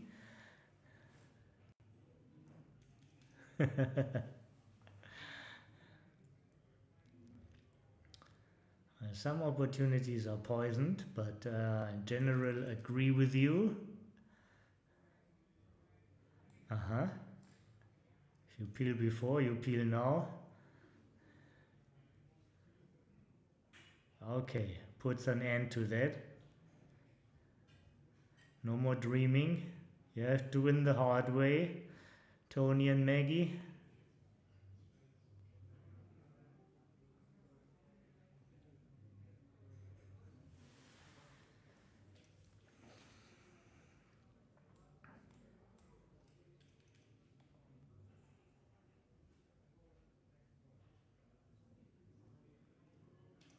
Our technical director says he thinks there are no brackets online.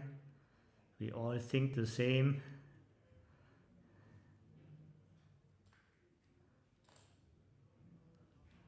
Yeah, no. You see in the background many pairings are already finished their matches. You get a great bonus.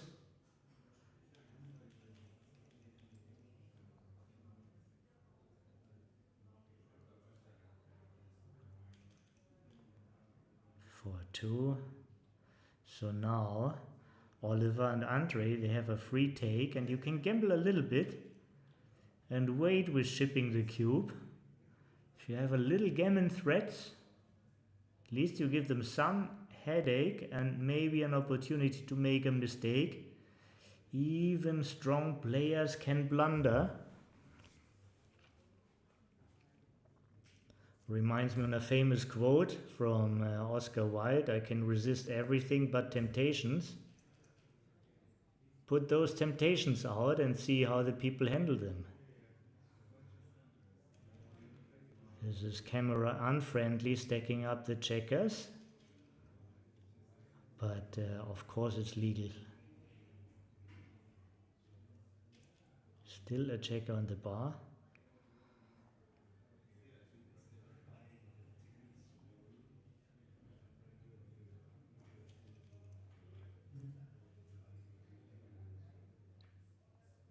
Two, 3. The gammon dream vanished again. Double 3, still nice.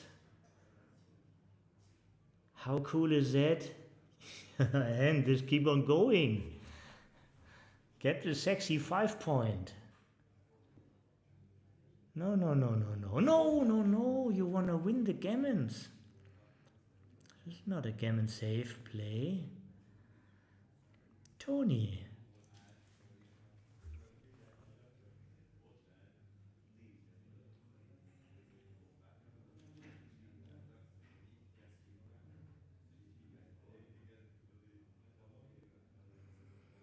Okay, slow down a little bit. You still have 3 minutes 27. Yeah.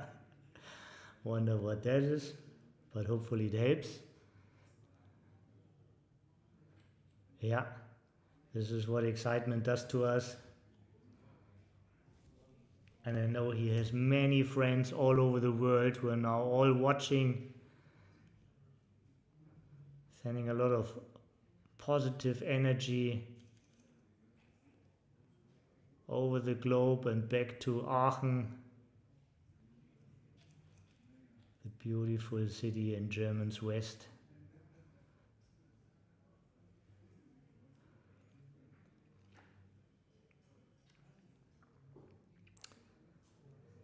Slava Bryatkin, the former world champion from the Ukraine, would call Oliver and Andre theoreticians. He called always Falafel the leading theoretician in backgammon. And theoreticians have to consult a lot. This is what theoreticians make. So it's just natural they're a little bit lower down on their clock.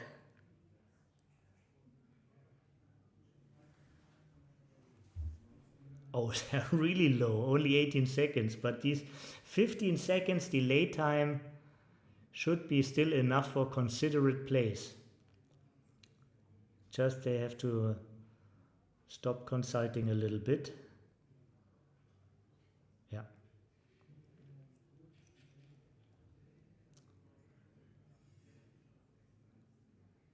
Ace, baby.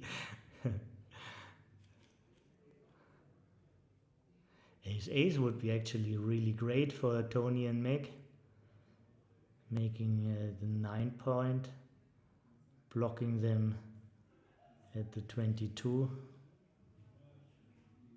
This is also great. Now finally you want to really make this, yeah. Isn't this way better than the 11? Think about it. Don't you want to win gammons? What's a better point for that? Yeah, he knows all this. Maggie knows all this. This is the excitement of a live tournament.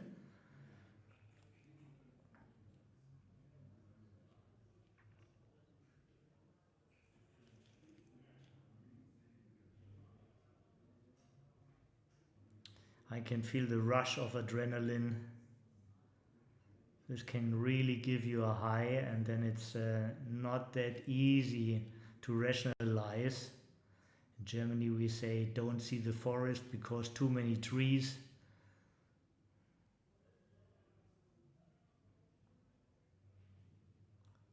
Or as Falafel called it, the heat of the seat. You have to stand it. And the more tournaments you play, the more practice you're getting. Routine helps.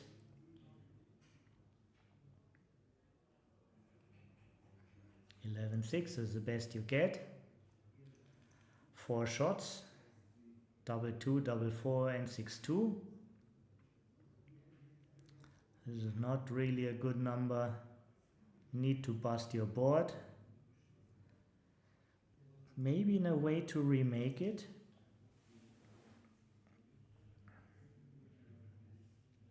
Flood the outfield. Is a regular recipe, but do it on a right way. No, you're playing a 5-3. Yeah, cool down. There's no rush. You still have time. You're in good shape.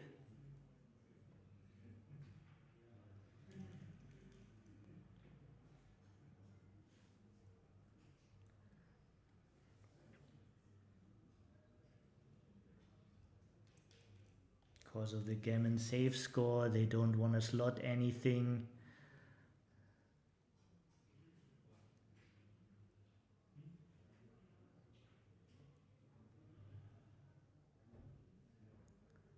Don't want to play too loose either. This is all 7s. What are the alternatives?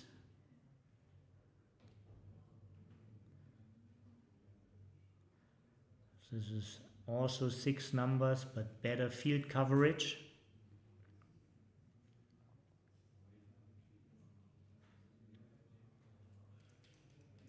Strong roll. Now clean up the mess a little bit. Yeah.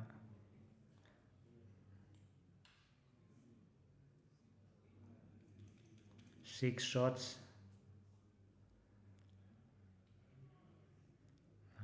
Still have to stay and wait. More efficient for the race is this ace. Most likely it ends up in a race. Hits are very costly, so the Diamantidis couple is cutting the contact. And maybe for a heavy, you don't want to have them all on the 6 necessarily. Could go for a heavy 4-point. Distribution is a winning factor. This is a very good roll. Doesn't take anything off, but takes well care of the big stack. Don't worry, even if you roll it again, it's good. Tony and Maggie are a big favorite now. But nothing is decided.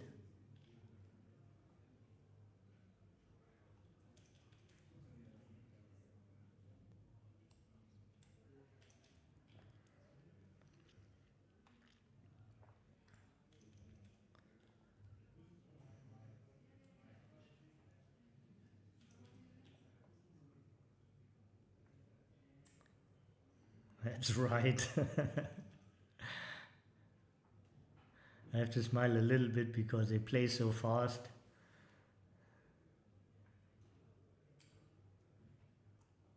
Seven checkers against 6 checkers. They need a little bit help from the boys.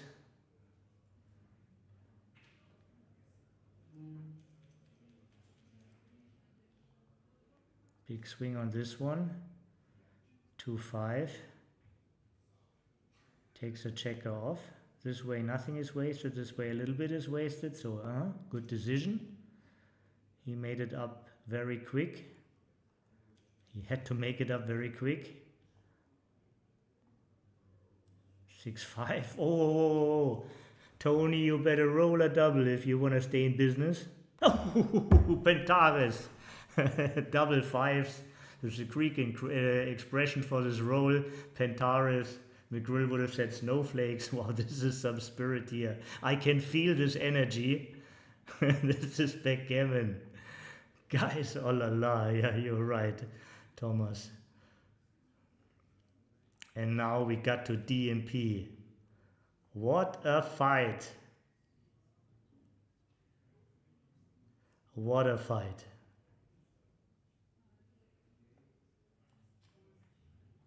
Yeah. Tony and Maggie, they play like they are in time trouble.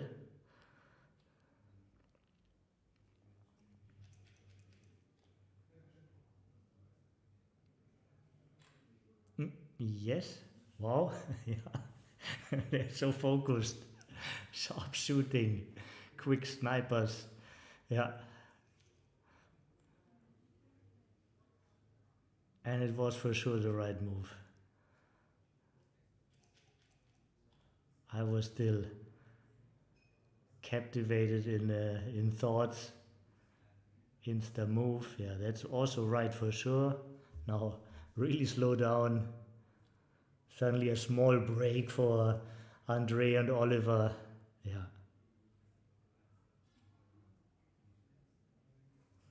4-1 would have been way better for the boys here. They could make the bar. 4-5.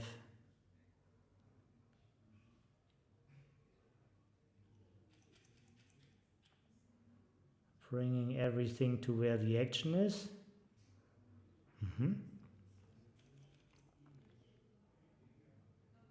This is good. And this could be the exemption. Big swing on 6-5. Yeah. This could be exemption. Usually you like to make the 4-point, but I think not in this position. And even though they are so low on time, they still consider these things. Lovely thinking. Yeah, and what else than to pound?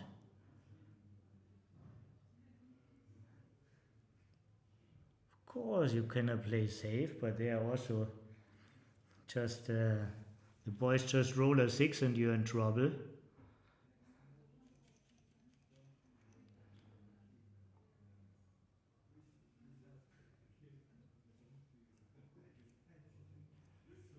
Wackety wack, yeah. Even this.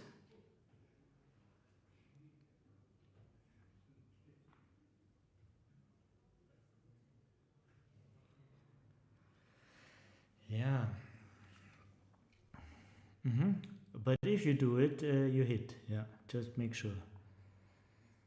So all three possibilities. These three things are possible. Most appealing to me was actually 7 to 2. But I'm happy not to bet on this move. 2-5, very strong. No, 5-6. Well, the boys are very happy. Big break for Oliver, the super jackpot killer. And Andre, 4-6 and re-break. Wow.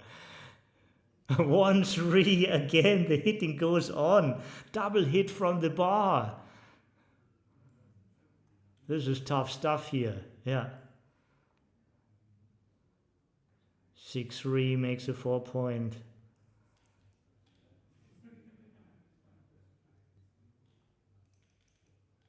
This is dangerous.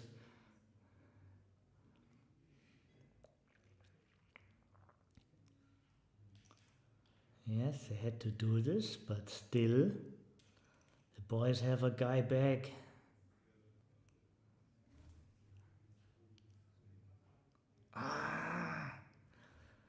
The hits on the bar are deadly.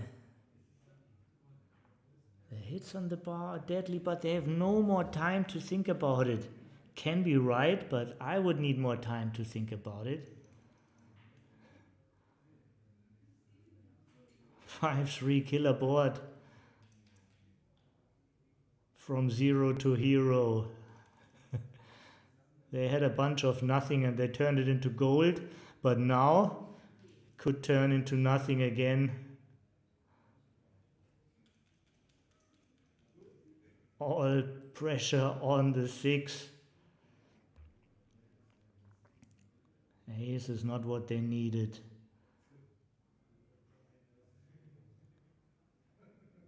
Mm-hmm.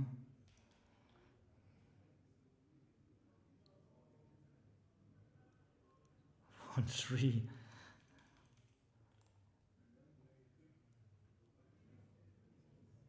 Six to 3, yeah. 6-5, remake the midpoint, block double 6s.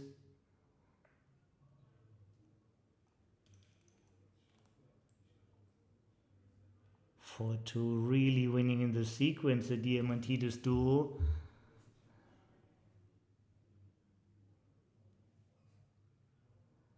And this goes to the 6 and to the 12, best outfield coverage. Yeah.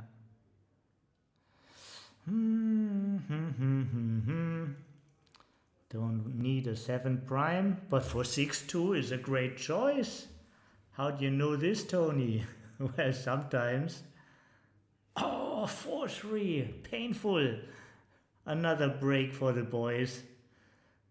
How many more breaks will we see? Is this the last one? 5-1. Keep on going. Only 6-5 and 5-6. Not this time. Another inner point board. 5-4. And now some breathing for the boys. And I say this with all the respect, you know, this is nothing, this is not respectless. These guys are tough champions.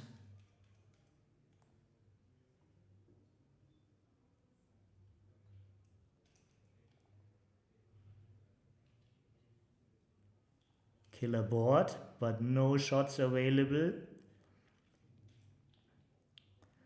Now there are 6 numbers. 4, 3, 5, 3, 6, 3.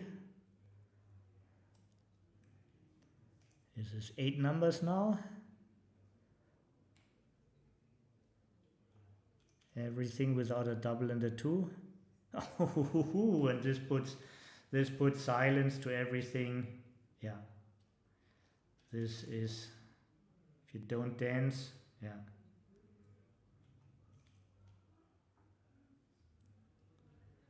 Now you mentally prepare for the handshake, and yeah. Wow, great match we have seen. Big congrats to Andre and Oliver. Yeah. And Tony and Mac, you really fought well. Came very close. Nothing is decided. It's just the group stage of this exciting format. And we are almost to continue. We are not done yet. There's another match and it's coming up very, very soon. There's like a 5 to 10 minute break only, and this time I mean it, not like in Sweden. So everybody get yourself some popcorn and come back. Yeah, everything is moving. Everybody is moved, so 5 to 10 minutes break for us. Stay close, but leave the volume on so you hear when the dice are shaking again. And see you soon.